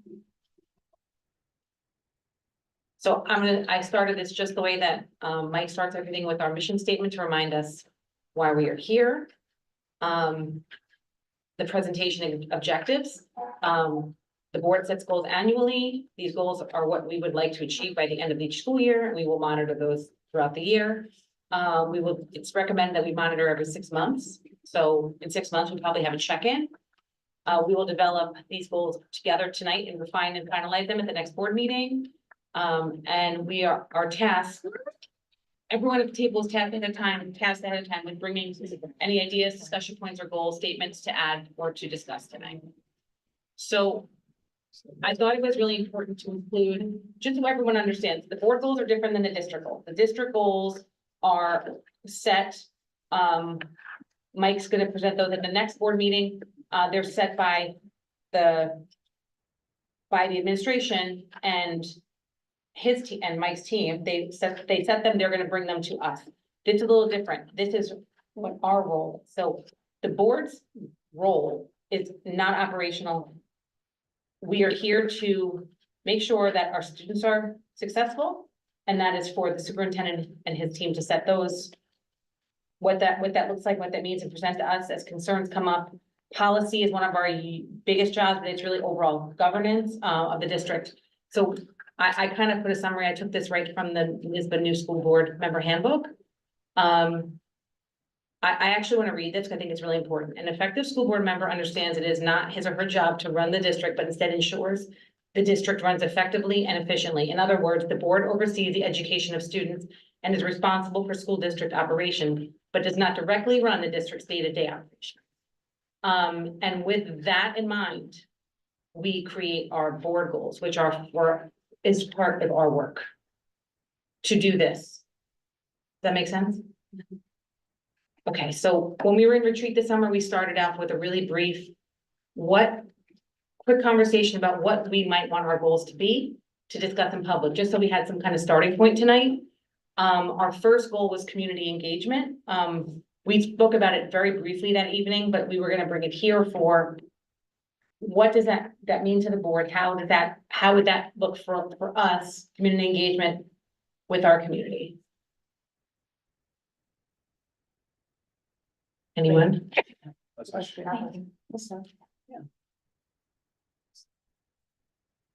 Hi, so this is probably the most important one to me because I'm a new board member and the transition from being a member of the community to a member of the board is intense, and there's a huge learning curve, and I'm in it right now. And so while everything is fresh on my mind, I feel like this is something that we can easily make strides in. There's gonna be achievable things in this category, and while I don't think anything is easy, you know, I have a couple of ideas of things, you know, that I'm not gonna throw them out right now in terms of specifics, but just things that we've all talked about, you know, being more, you know, everyone uses the word transparent, but through technology, being able to communicate with the community more easily, whether it's organizing parent meetings, and I know, you know, we've had a hard time getting a lot of engagement, so we need to come up with ways that will sort of bridge the gap of, you know, that we've had in the past. So I think technology, and one of the things, you know, I think you're gonna bring up after is the board docs thing, which we can talk about, but you know, making technology more easy for our community to use, to be notified, and, you know, you guys made great strides with Parent Square with that. I know a lot of people are really thrilled with that. It, you know, obviously it needs some work to get to be where it needs to be, but between that and I think just being more accessible to the community and being open to meeting people where they are and hearing people's concerns, you know, like you do when you're running for the board instead of, you know. So those are the kinds of things I think community engagement, we can make improvements on. I actually, very specifically to the last point that you made, the part that I was thinking was that we should continue to have meet and greets. Yeah. Where I put schedule regular meet and greet events where community members can interact directly with board members, discuss district issues and provide input. Exactly. So we had, I also put in something too about focus groups and meeting with them as well. but- Yeah, I mean, I don't wanna make suggestions that may seem like, oh, we can't do that, so I wanna vet, I wanna vet ideas with you guys It's a first. lot of what. Yeah, I mean, like, when we did that town hall last year with the local officials, I thought that was a really well done event. And I feel like we could do something like that, because that brought the students in, the questions were asked by the students. I mean, I think there were like so many questions, they couldn't even get to the questions. So like, things like that just bring us off the streaming meeting thing and into, you know, a place in the community where things are more accessible. So, okay, well, first of all, like I don't know what that event would look like.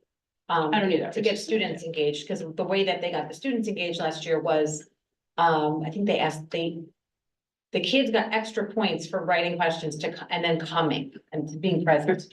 So we didn't just magically get 48 kids to show up here. It was, So we can think of something. it was, equivalent that would no, but take it wasn't a parents. bad thing. It was done through the social, studies department. I think it was a beautiful thing. Any certain things get kids excited. Yeah. If it's 2 extra points, if that's what's gonna get them to come sit through Mhm. a meeting like that, I mean. Well, it's also the parents though, and I feel like we can think about ways Yeah, that parents. of things that would get parents interested in coming. So the other part Some about, sort of brownie points for parents. the other part I learned about the Board of Ed that's different than the PTA. Is that.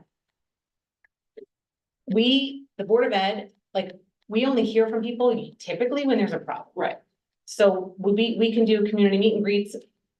Unlike other, I'm happy, I will sit for 3 hours in a room with my computer if I can work. If nobody shows up, they don't show up. That's how I feel about meet and greets myself. Yeah, I was gonna say but- like sort of like office hours where you say, you know, Other on. districts do that. I also think yeah. we should go where people are, like, I'm just thinking, like, if we know that Sundays, there's the thing in Brookline by the riverfront. Yeah. What if we say like 2 of us will be there, you know, on Sundays, where we know people are gathering, and that's just one example of like places, but like sporting events, like if we know people are gathering there. And then we show up and we stay in like a spot where they can come and talk to us would be something, but I know. Maybe there's a way Stephanie- to submit questions beforehand of things that I know people wanna Stephanie talk about, wanted to- so we can come prepared. No. I'll just wait. I go back to the meet and greets, and I remember sitting at Dunkin' Donuts on a Sunday with nobody showing up.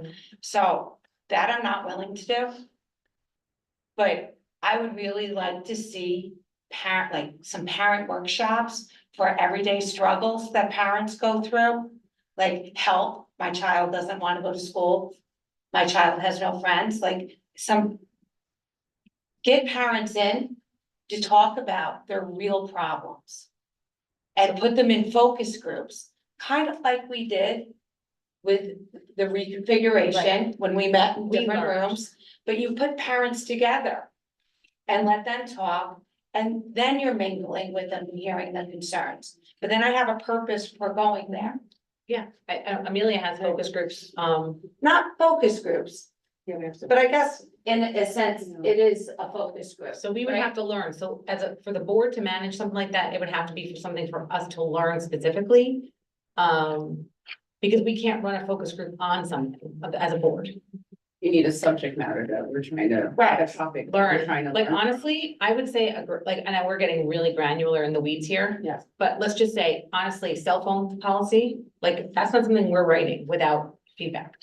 So that's something, schools are having hearings, and that is driven by the board saying to the superintendent, like, we have to move on this, right? So we can come up with those specifics. I think, let's make the goal attainable.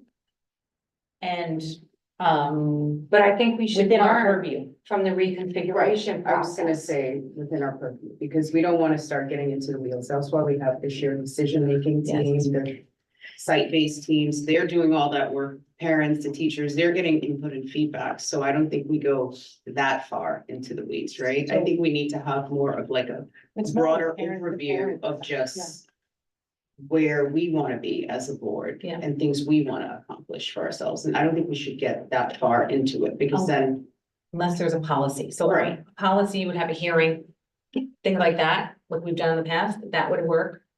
We can include wording for that. Amelia actually came up with. You did your homework, you shared how you thought to maybe envision how we write this goal so that we can get it into words and then tweak it. The goal that I had written was enhance community engagement by establishing focus groups and organizing meet and greet events with board members, and then underneath I had objectives. The one objective, like for the focus group, was to gather feedback and address concerns about school district policies and programs. Meet and greet I read before, and then I have also facilitating open dialogue to strengthen relationships and ensure community voices are heard and considered in decision-making processes. And I think we would add, I like the improved technology. technology Yeah, I was gonna say that definitely and has to be- communication between the board. Can we also include community organizations? A civic initiative there? To build partnerships with maybe like the Rotary Club? And other organizations, maybe the VA. Maybe our Might meet with partnership, them regularly. maybe that partnership could be to continue to show, like last year. When we had, the Boy Scouts come. And we had that robotics team come, maybe that could be something where we continue to also highlight and honor them at our board meetings. But maybe we can bring community organizations in. Now, There's what I'm saying, right, just like we did with there, but like you're saying with. So. Great ideas, board, and just know that I will be keeping notes to assist you in meeting your board goals as well. As an example, Carmen and I work today on scheduling time where we can go to the the Montrose Veterans Home. And serve coffee during their socials. So when those dates are scheduled, I will certainly put it out to the board of, if you are able to attend, you are more than welcome to join. One thing I wanted to just talk about really quickly.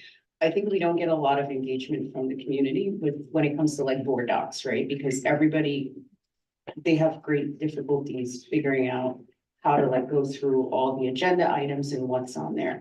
And one of the things I thought that we should think about doing is loading everything to like one PDF. So like when we do the announcement on like the Facebook page, like there's a board meeting. And then you just have one document that they could just open and see all the things we're gonna be discussing. So it's there. They don't have to search anywhere. They could just open up, click, and boom, voila. You're gonna love us in about 45 minutes. Oh, okay, cause I just feel like, honestly, I feel like a lot of people aren't like tuned into the board meetings because they don't know how to follow what we're discussing because they can't really navigate the board docs document. But if it's like one PDF, you just make it as simple as possible. One PDF that you just open, and then everything that we're gonna be talking about is right there, and they could just right from the Facebook page, because a lot of people use the Facebook, the district Facebook. So I feel like that's a good place to be. I think a lot of people have no idea what Board Docs is. Correct, Or, that's like, the if other you're not, part, if you're right? not involved, I don't even think, and that's not an insult to people, I didn't know what it was. And I It think wasn't that long ago. Yeah, and it'll actually invoke more conversation if people What it is. know what we're talking about, then it's easier for them to get more involved and understand, what we sit here and do for hours. So I want this conversation to be robust and continue on late in the evenings. Should we need some?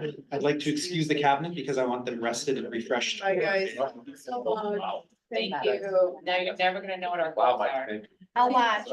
I'll way home. 30 years. Seems like that was our goal. Be nice. I will watch the whole way home. I will make sure, we can make sure that the cabinet. We're gonna give you a test. I do that. Thank you, Erica. I didn't. Thank you, Mr. Brown. Thank you. Oh, Mike. Yeah. I said, it's 9:00. It's 9:00. Thank you, guys. Thank you. Great day. Opening day. Thank you so much. Second week. Good night. Good rest. Thank you.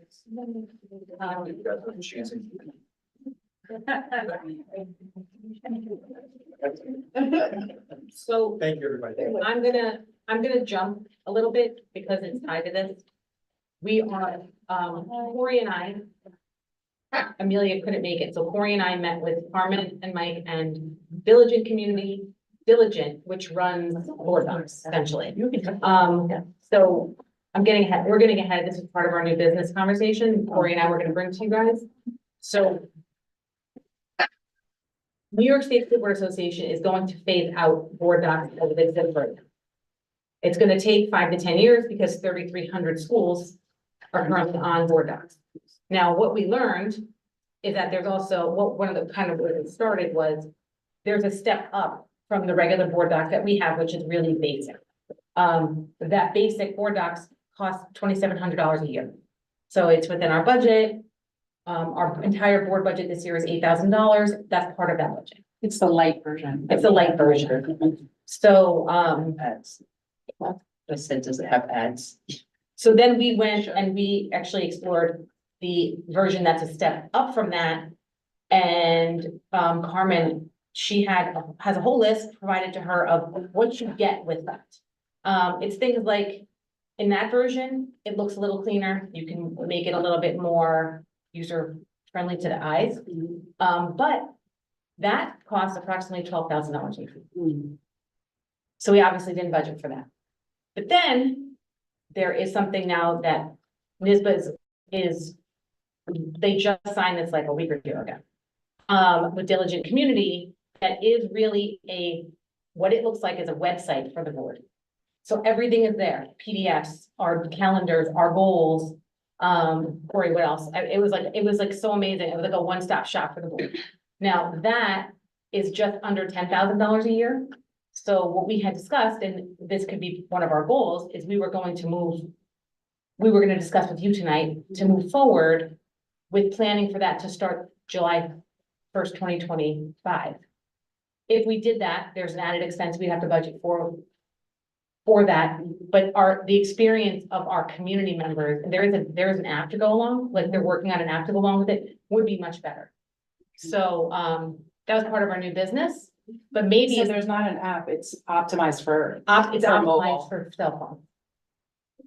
So, we can bring more to you on that, but maybe that's what one of our goals, the reason I brought this up is because this goal is gonna get heavy.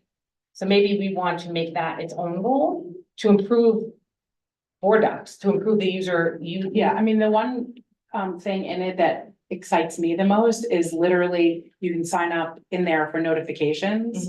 So when something goes in and the agenda's there and it's like a new meeting, then But how do you? if you've signed up as a community member for the notifications, you're gonna get it. And I feel like that's like what we need is that rather than just having on our website, we have a board meeting coming up or whatever. You know, before I was on the board, like I forgot sometimes I get a lot of that stuff, but getting a notification reminding me that there's a board meeting and that here's the agenda, to me will make a big difference. Can we just put a link to the board docs then on Facebook page? That's what I'm saying, like, so just, it's just Can we one, just add that link to? one to that? PDF. Is that how the I don't think- interface is? No, I don't think it's that easy. And what you're asking for is not that easy. We can explore it. I don't think it's that easy for Carmen to do. Are you talking about making this what we see a PDF file? Yeah, one, the agenda. Just the I agenda? can do the agenda. Yeah, she's just saying. No, but the agenda then and all people- the policies, like, it's literally 2 clicks on Links the to the- PDF, you just links to merge that. all the pages. So So that she is, has it saved in a folder, like, these things you have typed up. They're all PDF individual. PDFs, right? yeah, So so all we I asked- literally do, right, is you would just create a folder on your desktop and put all those PDFs for this meeting in there.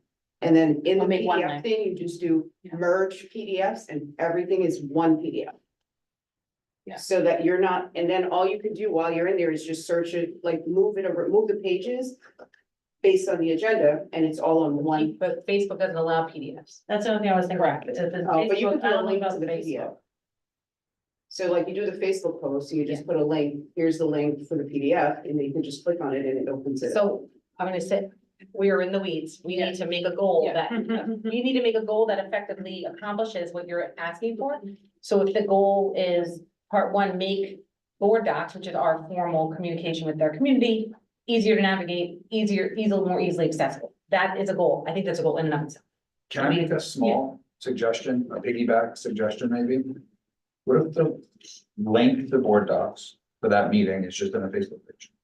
I like it. It is. It is. isn't It It is, but Link they to don't. board docs is a Yeah, page. they don't. What if, I don't know, I don't use Facebook. So if I could provide some context, I think the board's goal of community engagement is one of those, you're seeing that icon, it's there, right?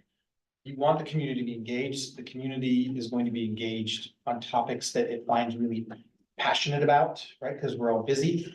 So communication goes hand in hand in community engagement, and you also have to think about what is the role of the board? Because that is what you want people to engage in. So rightfully so, you're looking at policies, your meetings. And I always say, the most transparent action a board has is conducting a meeting of the Board of Education in public. And I will help, as I said, help you facilitate other opportunities for community engagement where I'm still getting to know the community. I'm carrying out the board's strategic plan. Our team is carrying out the board's strategic plan. And at those opportunities where I engage the community, you will always have an invite to go there as well. what if that goal? So on Saturday mornings, you can come shoot baskets with me.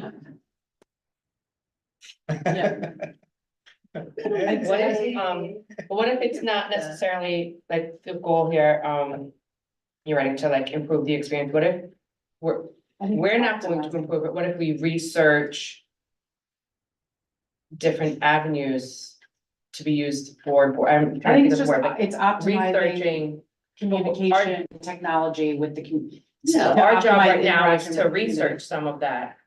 So like, Right, you that's guys the goal. went to the workshop, Right, exploring that Yeah. piece of what if we're gonna do this, like, we need to research and explore. ways to Ways to optimize op- communication. If you can't change it, if Engagement. that tool is not yet ready, Yeah. then we can't implement it by the end of the year. Yeah, that's. It is, fine. yeah, because we're not in the That's ready. though. Well, but no, we're saying we wouldn't get it till July Next 1st, steps to do something different. because we didn't Or budget for or it this this, year. Yeah, So our goal is to find something that we can use for next year. right, and then sort of just figure out how we can make improvements for the rest of this year with our current systems. And then we can do all the community outreach, that could be Yeah. a good one too, right? So like the things Mike goes to that. you know, I mean, this goes to. alone will save Carmen hours, don't you think? With the diligent, Yes. the diligent, Yes. She's beyond, like, honestly, the hours that she's spending on foil like, will be, I like this one. yeah. It's just, cleaner. There are so many things that it can do that we can't. Do now. Yeah, we can keep track of commits, all the separate committee reports, like, you know, all the different, policies, you know, in progress. We can vote through it, we can live stream through it, like, you can, I just think. they can put this, so you have one page where you can do everything. I hate to be a naysayer, but it's our end game here that we think more parents are gonna be coming to the meeting out there. They're not interested, they're not coming.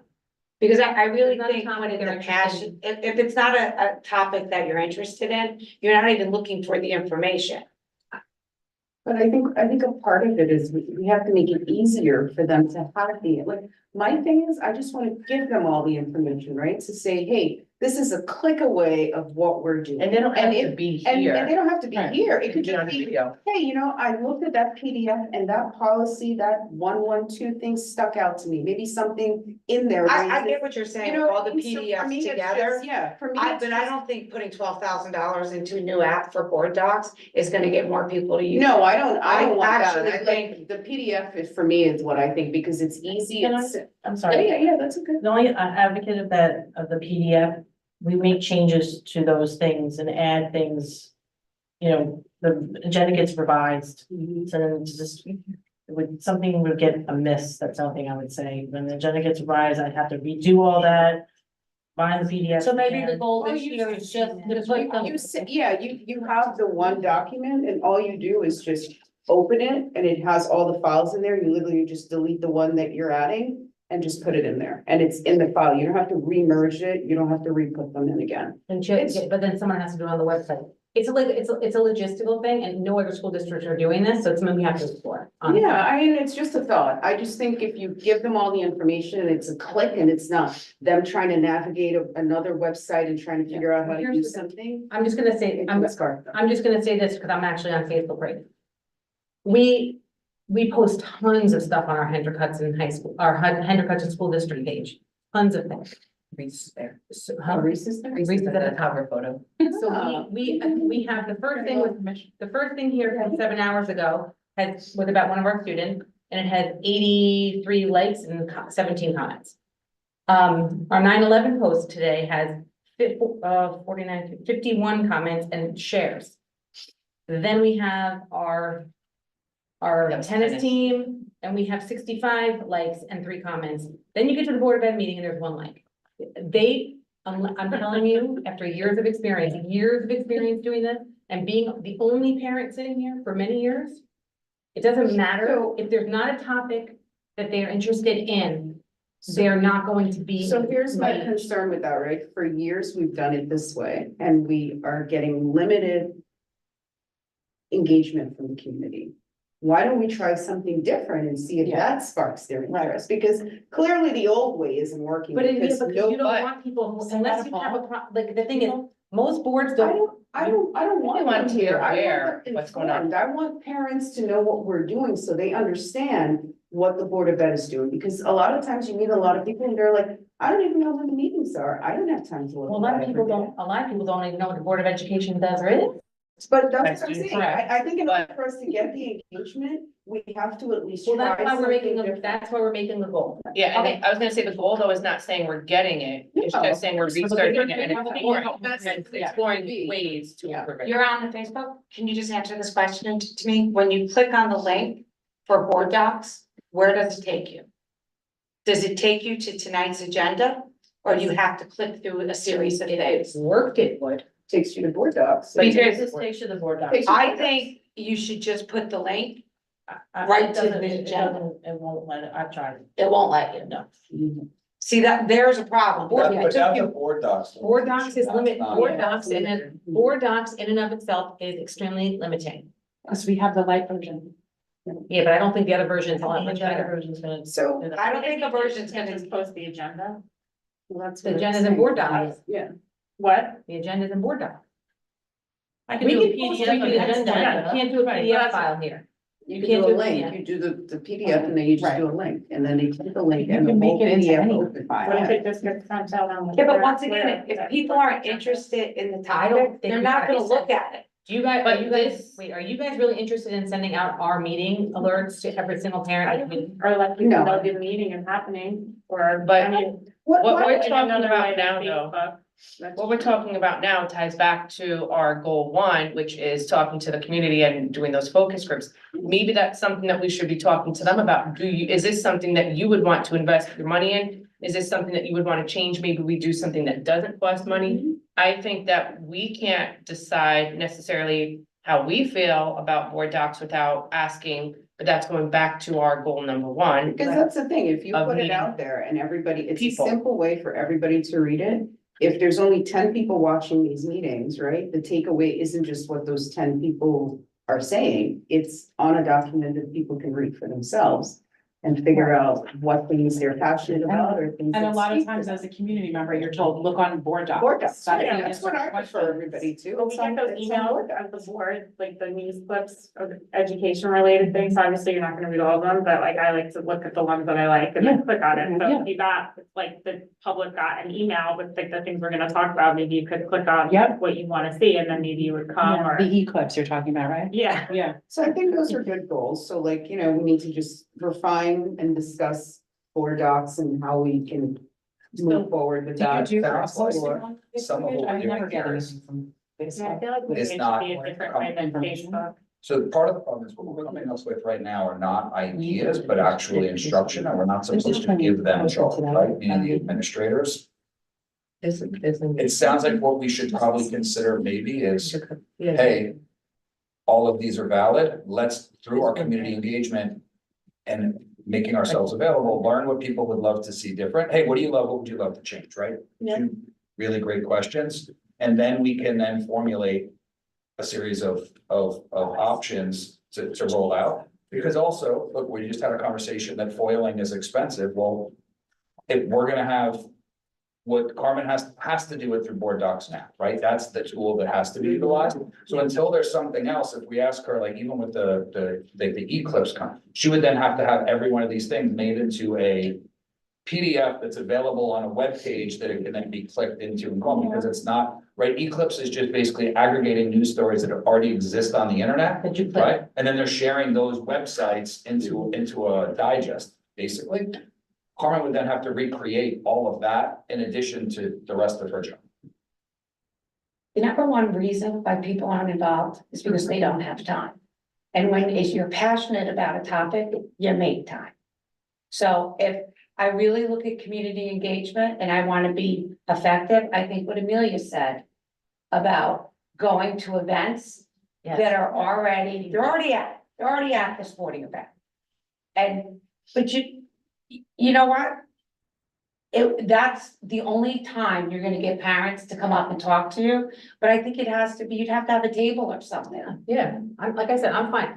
A lot of boards have office hours where people, they rotate into the district, we sit in the district office and wait for people to come. I would do that. I'm We working, can like rotate. well, And like a lot of us- if people are working, it's gonna be very difficult for them to rotate. But a lot of us already do things like, I'm already gonna be at some sporting event, so then maybe I stay for an extra hour after. You're like at, I was gonna say like Amir's, like, what if you just, stayed at the top and one of us meets you there and as people are coming in and out of the gym or something and. I You know, think that you would get more people that way and more opinions. And it can't just And be, it doesn't just have to be parents from here, right? We can go to places where there's a variety of people. yes, There's also tools The out there. supermarket, what if I'm at the supermarket? like the Cub Scouts That sit the Cub outside. Scouts sit outside. I'm at places where people already are going to be. I'm not asking them to come to me, I'm going to them. But, okay, so I get let's go outside and meet them where they are. But let's all be honest here, there's gonna be some not so nice conversations that might start to happen when we're sitting at these places. I don't really wanna be sitting at a table with a not so nice person if that's the way it goes, because then how are you interacting with them? based on the day that you're there. That's why it's important, a lot of the time it's important for the superintendent to be present. Right, and you can really, Yeah, as because, board members, in those situations, we can really only listen. We're not supposed to really discuss That's right. anything that, like, it's coming from the board anyway, because there's 7 of us that have to provide input. So we're basically just working as a funnel to just sit there and collect all this information and then kind of bring it back to the board as a feedback, whereas I think when we did the meet and greets with the reconfiguration last year, the restructuring, it was more tailored. There was a topic, we had like information to present to the community, and then we got feedback from that information that we were presenting. I think that's a much more effective way to get at the information we want. Well, than just doing. I wouldn't say like you're standing out there with nothing, we would have a topic, so maybe the topic is board docs, and maybe we have like something where they fill out, like, have you ever been on board docs, right, like. I do, I'm gonna go back to like a workshop, and it's not a workshop, a focus group, and it being more like the reconfiguration. Yeah. Where we were all in separate rooms and people were sitting in tables and it rotated.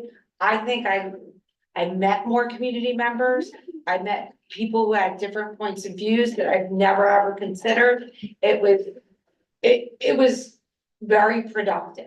And we And we got also- topics that people want to show, so. Yeah, and once We were again, also it has to be we were relatable also to what they on want. Information, right? So We like, send out a if poll. people had questions, we had all the information What so people that we wanted. can then answer their question. So it wasn't just us sitting there listening with that, with no feedback, with no dialogue. We were able to say, hey, it's gonna cost X, Y, and Z because it's up on the sheet as we're discussing it. But I think to just go in blind and just have like these, these. Yeah, you can't go. I also just think being like approachable to like people we know. Like, people even before I was on the board tell me things all the time, and like, we all know people in all the schools, teachers, parents, students, you hear things from. I mean, I think just being like an approachable person people can relate to and not feeling forced to come to like a forum or someone's table. I agree. Sometimes that's like awkward, like I wouldn't, if I saw you guys sitting outside, I wouldn't go up to you. Maybe it's a matter of publishing our emails and reminding people Yeah. that they can email any individual on the board. Yeah. To set up a time to have a discussion. Yeah, or maybe there's It someone doesn't on have the to board be someone hours, feels it could more be- comfortable talking to than others, and then we could bring those concerns back, or, and all talk together about what But we then we hear. also, maybe we pick 2 topics as a board. Yeah. Right, It would then be we pick our overtime, hot just not- button topics, like how. We don't wanna force it to and make it And feel then you like, just do like the thing we fake. did for it, and then Yeah. we just do, maybe that's our goal, we wanna do 2 of those meet and greets of 2 hot button topics. Self-district, Okay, where so, we can discuss and get community. so this is what I have. Enhance community engagement by establishing focus groups and organizing meet and greet events with board members in the community. That's what I have. Then I have goal 2, because we created a separate goal. Goal 1, can we put and or, because maybe like focus groups and or Yeah. meet and greets, this Okay, way, like. then we created goal 2 out of this conversation. Research and explore ways to optimize the user experience and technology with board materials and board docs. Yep.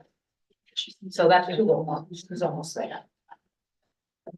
Goal 2 is very simple, revise, the goal here is to get through the 4,000 and 5,000 series policy. Do it. Right now. We can get this done. We No got problem. this. That's a big. Policy committee, you ready? 20 a meeting? Check. Goal 3. Goal 3, and we'll word that nicely for the next, Amelia and I will revisit the wording of that, so it's like we'll worded goal, we don't have to discuss it too much. Now, goal 3 is budget. Create a fiscally responsible, community responsive budget. What if we put present? Yeah, because that's not really our purview. That's not Present. really our purview. We are involved in the process. Mike keeps everyone informed of the process. We have our finance committee that helps set and establish what we want to see in a budget. We sit our butts in these seats for 6 hours on a Saturday to make sure that we are being fiscally responsible. So as far as creative fiscally responsible, that's probably not the right goal for us. Of course. I appreciate the board's focus on the verb whenever we talk about creating instructional objectives. We always want to identify the appropriate verb. If I may, could I say adopt? I was gonna say present, because I mean, our goal is to get it adopted, but we Well, no, we, at the end, the goal is to adopt. adopt, okay. That's the final. Yeah. So, They present it. yeah, We present. but no, but we're presenting it to the public. No, they No, are. they're presenting They it, are. we are adopting it, we get the go ahead once we think it's got the green light. Once we have the green light, Okay, so we're, then adopt a fiscally responsible budget to the community for approval, ensuring so I'm gonna transparency. argue that that is literally our job, and that we don't have to have a goal that says. Yeah, That's I think there should be I mean- specifics to that, like. In the policy, we just, We just have it written in the policy. Yeah. I mean, I'm just gonna argue that this is, listen, it's important for the public to know that this is a priority for us, but we already know, we already know sitting here that this is going to end up happening, right? Based Yeah. on. This is. All right, It's our It's the job, main- do we it's the want main to, function of since us. we got the other one Right? as goal get rid of 2, that. should we get rid of that completely and make goal 2 that we just did Did, as yeah. goal 3? I think that's better. I think last year we also decided we just had way too many goals. Keeping it You simple. had more than 4. We We had had 5, and We also want to make them full, so. we can attain, and we did a good job last year, we did, but, you know. I have a question. You know, the forums that you did, I was like the only one at one of The them, budget ones. me and Agnes, remember Agnes? Were other ones like better attended? So, I don't want to put the quantifier better, there were, the attendance, bless you, the I mean, attendance. I was low. felt lucky to have you, like you and Enrique to answer my questions directly. I'll be honest, Yeah. even if nobody shows up, we'll still hold them. Right, but is there something more effective and that you can do? That will, it's a better use of your time. That's, to be honest, at that point in time, I held virtual, I held in person, we held it in different places. It's about, we also held a board budget discussion early on in the year. Earlier, it was Early earlier than on. usual. So I think it's about being flexible, being open. I had Maybe you individual offer meetings. too many, I don't think. because people are like, oh, I'll get to the next. Yeah, I don't think that you can offer too many at that time, because we want everybody to fully understand the budget. In my years of being a part of a team that's developing budgets, the misunderstandings that are associated with a school board, with the school budget development, have to be addressed so that people feel comfortable going into that voting booth and making the vote that they Even feel, just one person. even just one person. I mean, I watched this board spend an hour and a half with one person to get to know that person better, to get to understand their concerns, to listen to their concerns. And I think we all walked out of there saying, if one person better understands, you're probably going to have that person be able to vocalize to the people in their friend group. I appreciate you looking out for our time, and we'll always try to find ways to do it more effectively, but at that point in time, it's really about being there for anybody who has that question. You also went to PT meetings, PT advocacy meetings, Senior groups. senior groups, went all over, the Montrose, the VA, the Montrose home, we went to the Buchanan. Verplank, I mean, he made the round, so. I'll go into people's homes, especially if they're having a nice dinner. That's an I, idea. You could have like little, oh my gosh. Iowa style, like meet at the diner and talk about the. I think one of the things I want to make sure we add to our goals this year is just like maybe a running tab of all the things we're doing, like almost like a checklist, right? So if we go to, like, Michael has an event that he invites the board members to, that's in the community, and we go to that, I think we should have it like in there, on this date, we did blah, blah, blah, right? So like at the end, because I feel like last year, we were all sitting there like, oh my gosh, what did we do to like get all our goals done? Because we couldn't remember, our brains were like, we just had to like sit here and go through it. But I think if we have like a running thing where we're like, so it's like, okay, we did accomplish that goal because we're quantifying it by having all that information there saying, hey, we did that. So. I think you bring up a great point. Yeah. If I may share a suggestion, the 6-month mark for the annual, or for the 6-month review is a great opportunity. What I do with our administrative team is we have our goals that the district sets out. And we'll take time during our administrative team meetings to say, these are our goals. I want you to take 5 minutes with your colleagues to reflect on what you've done within your building or department to do that. Perhaps at your 6-month mark.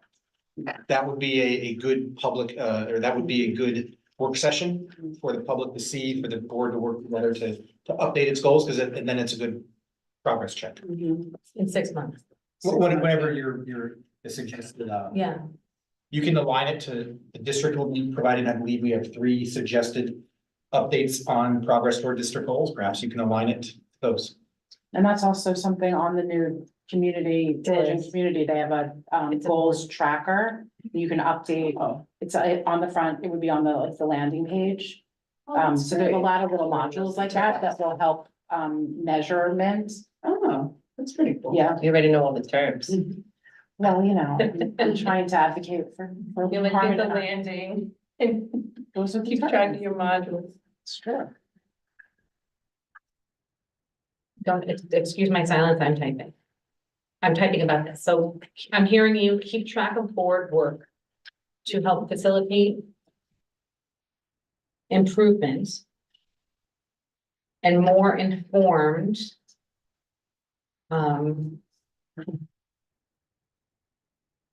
help me, Say something. what do we do at the end of the year? Inform board self-evaluation. Yeah. Continuously progress monitor our goal throughout the year. Yeah, and NISBA actually recommends twice. I'd like to do it in the beginning and then 4 to 6 months. Twice during the academic year, the calendar year. How many goals do we have now? We have too many.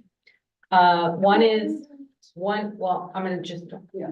One is enhanced community engagement by establishing focus groups and or organizing meet and greet events with board members in the community.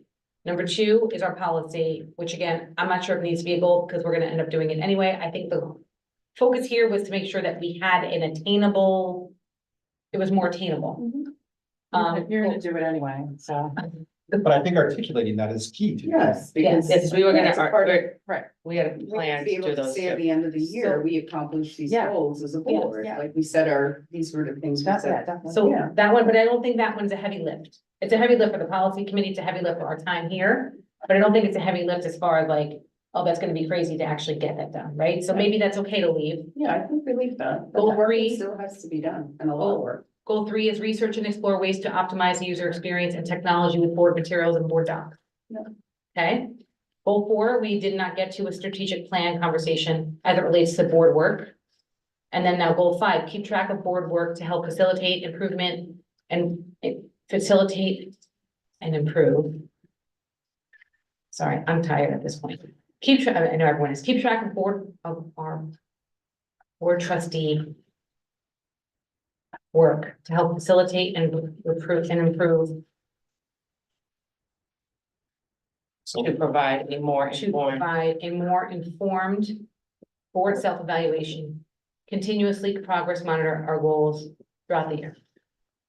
If I may, I want to get lost in semantics. Yeah. I wonder if we would change board work, because remember, board has authority in itself only as a board, not an So individual. this would be, but this is more an individual, because it's gonna be where we are, what we're doing. The activities. Let's just call it board. Just call it school board. Activities to help facilitate and Maybe improve. about something else.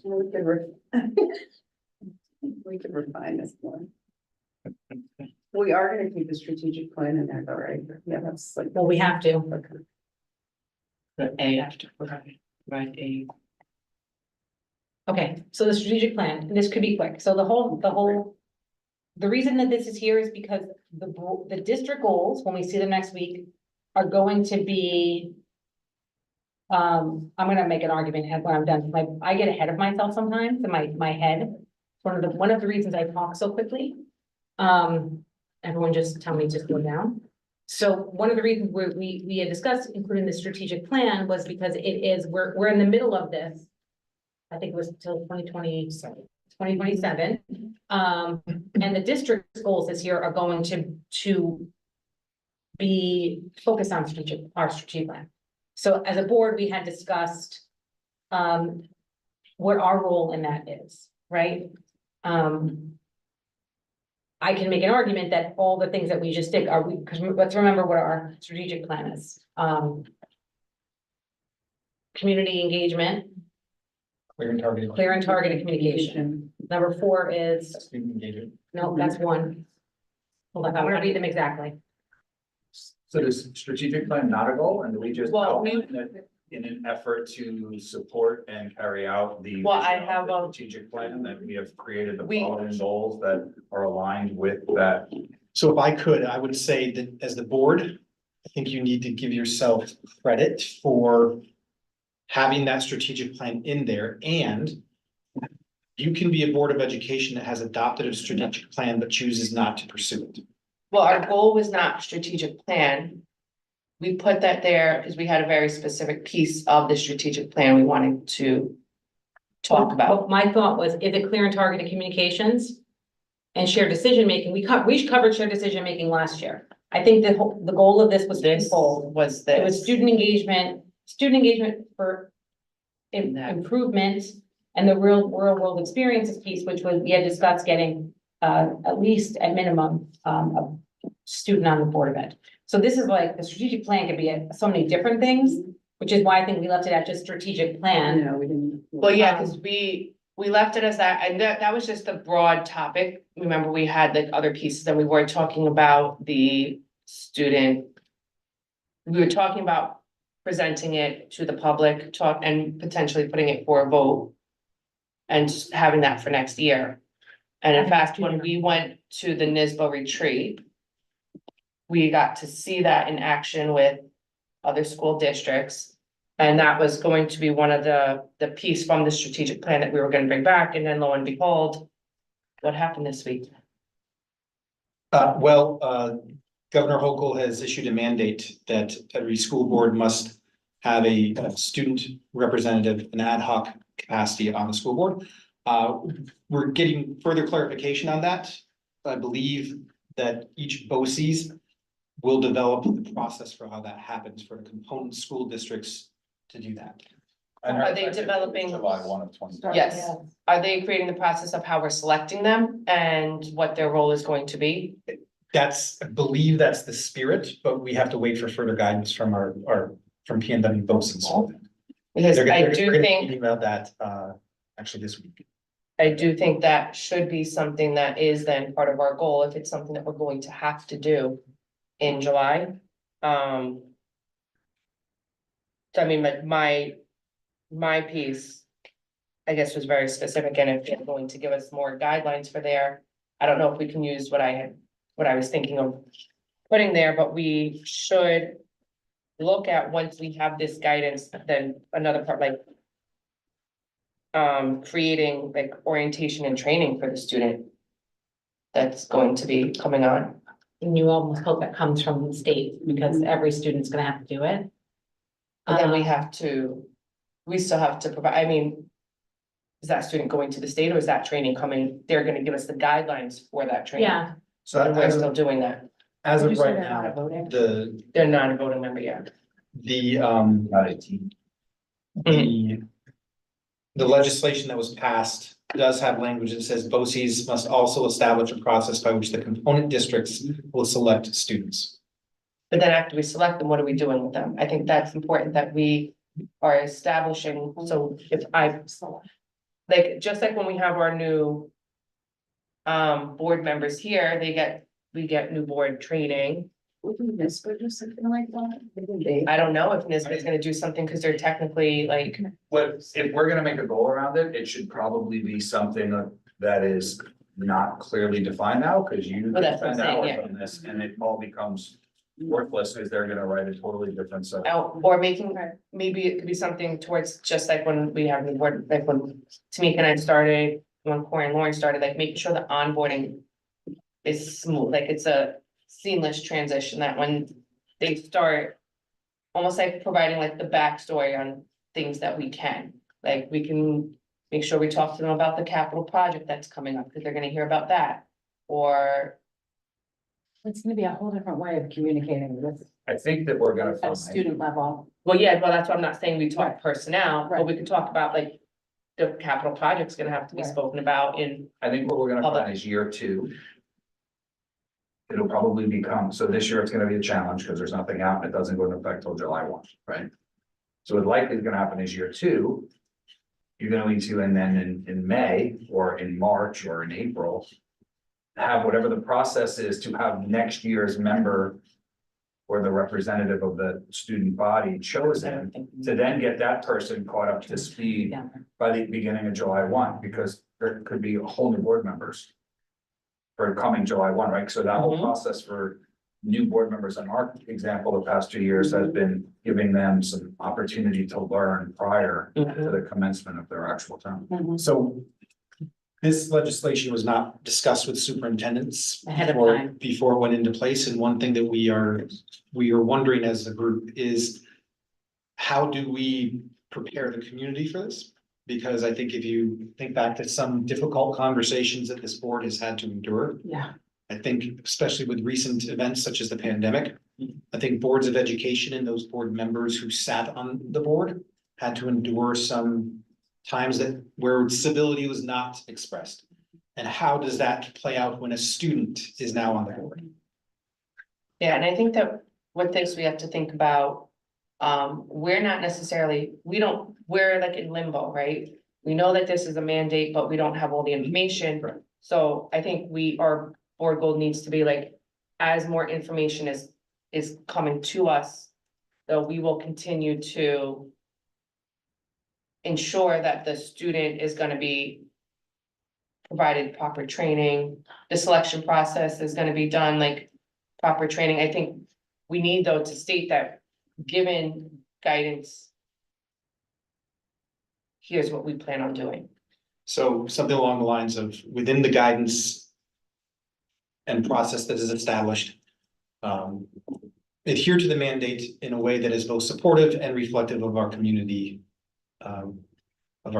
shared values. Yeah, because we can't say what we want to do yet, because we don't know what we can do. Maybe this is not an appropriate goal, because it's something that the state is. Yeah, I think they have to do what they say, right? But it's not, Here's what I would say, if you take a look at our strategic plan, the district could argue we shouldn't have. There's two ways to look at that. You could say your goals should be separate and apart from the strategic plan, but then why do you have the strategic plan? So if you were given the strategic plan for myself and our team as a mandate, if the board is given a mandate, you still have to figure out how to address that goal. The purpose of goals is not to make the board have more work, it's to focus. Do we have to decide on everything tonight? No, Like, can we? I'm typing them right now. Yeah. And we're gonna revisit them next week. What I'm typing, I will share out. So everyone can. see Yeah, what the we're reason I'm doing. asking is because I told you I had a one-on-one NISBA training Yes. the other day. That's where I learned about that school aid thing. Mhm. And I had he like texts with all these people and he told me to text him at any time and I texted him and asked him for some, because they have a whole formal goal setting workshop, which I didn't think we would be interested in. But they also have resources from this spot, like that will help with goal setting. So I thought I could share that with you when he sends them to me. It might just give us some ideas for like the last, we want to do one more. Should one of our board goals be around curriculum? I mean, we're rolling out this whole thing. Like, Yeah.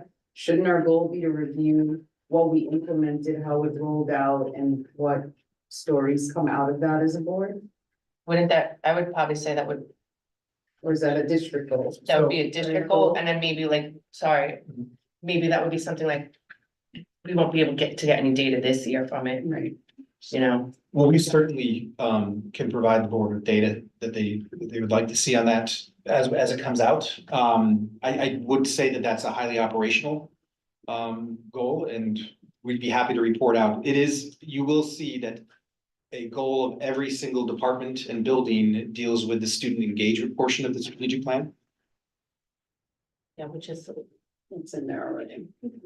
And the way this process is rolling out is the board gave direction to me so that when I worked with our team, we could formulate our goals, which you're further refining yours. Hopefully, when I present next board meeting, that may show you what's being addressed and covered. And the document has been shared with you as well too. So that might be something we want to make sure as trustees that this happens, you can see where it is being addressed. So. I mean, there's so many things we can work on too, like another goal. Like for me, what we're missing here is our advocacy efforts. With our legislators and our elected officials to, you know, for that, I know you're working on that. That will probably be captured under a budget goal. Yeah. There is a lot within that budget, Yeah. because the work that's done under there, I think the budget goal is one. Was a very valuable one. Yeah. You know, we have so many, now we have 5. I think you have too many. Yeah. Which is. Well, it's the Well, for the board to consider. not the quantity. A couple of them are, Again, I would go back to that. It's, the purpose of goals is not to give you more work, it's to focus your work. Right. So Well, think that's about one the work thing. of the board. Where do you want to focus? what are the 5? What are the headings? They don't have headings, they're not written like that, but Well, just, enhance Bullet community it. engagement, yeah, policy revisions. Research and explore ways to optimize user experience and technology with board materials and board docs. The board would like to establish a process to choose and create an onboarding process has to be refined. Establish a process to choose and create. Choose, and appoint. But are we establishing that, or didn't you say? I do refine it to appoint BOCES would- and it the student. a student member of the Hendrick Hudson Board of Education while adhering to the state legislation and mandates being developed in 24-25. I thought we said we were gonna table that until we have those guidelines. That's why I wrote that in there. And then goal 5 is keep track of school board activities to help facilitate and provide a more informed board self-evaluation. Continuously progress monitor our goals throughout the year. And while I do think that's a wonderful idea, I have concerns about who's gonna keep track of that, but we can figure that part out Or later. that can go under just community engagement. That doesn't have to be like a whole separate goal, right? Because like the point of it is to just say we're doing these things. Like if that's like ongoing. Yeah, it's Community just- engagement is just yeah, like Community ongoing. engagement, even a board goal, or that's district goal. Work that's community engagement. Yeah. That's how we can engage with. Is there anything, I just saw that, like, I'm just throwing ideas out, but, the Peak Scale had this huge, grant, and they did all these, renovations to their buildings that are like all green, they worked with like a green company, to modernize and upgrade a bunch of their We're buildings. doing that in an EPC right now, that's been going on, this is What's it? energy performance contract, Okay, so they. oh, yes, they- yes, that's in the article. So that's, we have it going on now, so last year and the year before, facilities spearheaded that, and Siemens, is that who Yes, they and did? the community Right. voted on it, so we got an additional $400,000. Okay, so we are taking that. Then that was on Yeah, the so vote, I for the copied the budget. link because I wanted to see if that that's. was one of the The people know. voting items on the They twenty voted on it. twenty-three election So year, right? It was 1,000 people that voted on it. last year. 2023. This is ongoing. Right. This is Okay, working. Anthony Rolini has a whole, you're on facilities, you're gonna learn all about. it. Yeah, so maybe we can share out that information. That sounds like a good initiative. Yeah, we did, so you know, it was. It's in the, yes, sure, we can remind everyone again, but we shared it out because it was voted on. Right, And no, I'm it passed saying, like with flying colors. you know, I was a year ago. 2 Yeah, years, well, a year and a half, right, right? It was May of 23. a year from last May. So a year, Alright, yes. We're gonna let's refocus our thoughts here. Okay, and we can, Should we? so next time we come back, when we finalize these, let's figure out ways maybe to possibly merge and condense them and prioritize what our board, like what Mike is saying, how will these help facilitate our board work without necessarily creating more work for the board, but making sure we're staying on track. Okay, so that's our task For next meeting. for next meeting. This was Oh, real. we're not done. And 25. We're done. Internet policy. What did we miss? Close the meeting. Yeah, we have new business committee reports. I know. New business committee reports. Audit. The only, I don't know what else meant. I wasn't there, committee reports. Committee reports, Matt. I mean, everyone, again, I'm gonna start with, everyone knows what the policy committee does. Cause we just did that work. I haven't had any other, I haven't had any other committees, meeting. Over the Safety is meeting next week. And facilities is meeting in 2 weeks, Yeah. it's- Safety meets Thursday? next week, yes. I think I'm still gonna go. So trustee Dietrich and I will discuss the audit committee. Audit committee on a Monday, August 26th. Present were trustee Dietrich. Trustee Sanko, I'm sorry. We both, Jill Figueroa, our assistant superintendent for business, and then myself and also our internal auditors.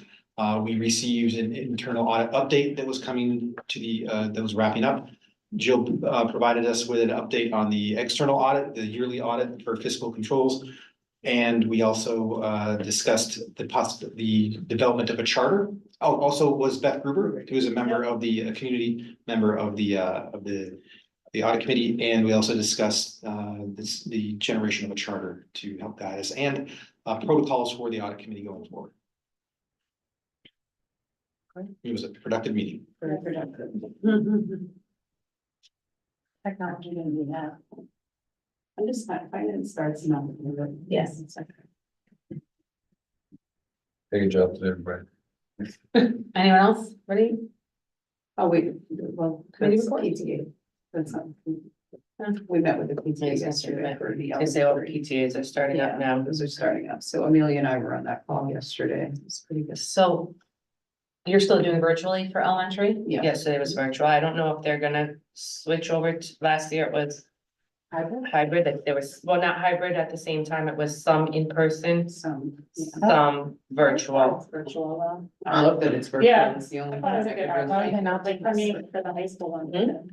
Well, I guess I love everybody hybrid. remembers if you join one PTA, they're not a member of the others. There's 4 in the district. Yeah. Right? There's one for the elementary, one for the middle, one for the high school, and then there's the special education PTA. So They're meeting Wednesday if next you're a week. member of one, you are not a member of the other, so you can support as many of them as you can afford to.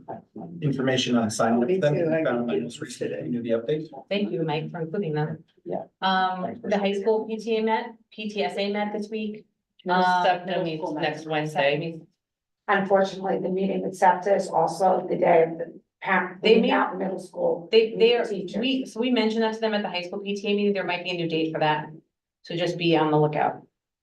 I thought they said the calendar was already made. I don't know, I brought it up to them at the PTSA meeting. So I don't, they were gonna look at the date, I don't know. It's very difficult to schedule stuff, but. We met and met tonight. But we'll go to the next one. You're excused for this one. All right, They elected a new course. does anyone wanna, we do not need an executive session, so the motion to close the meeting. Second.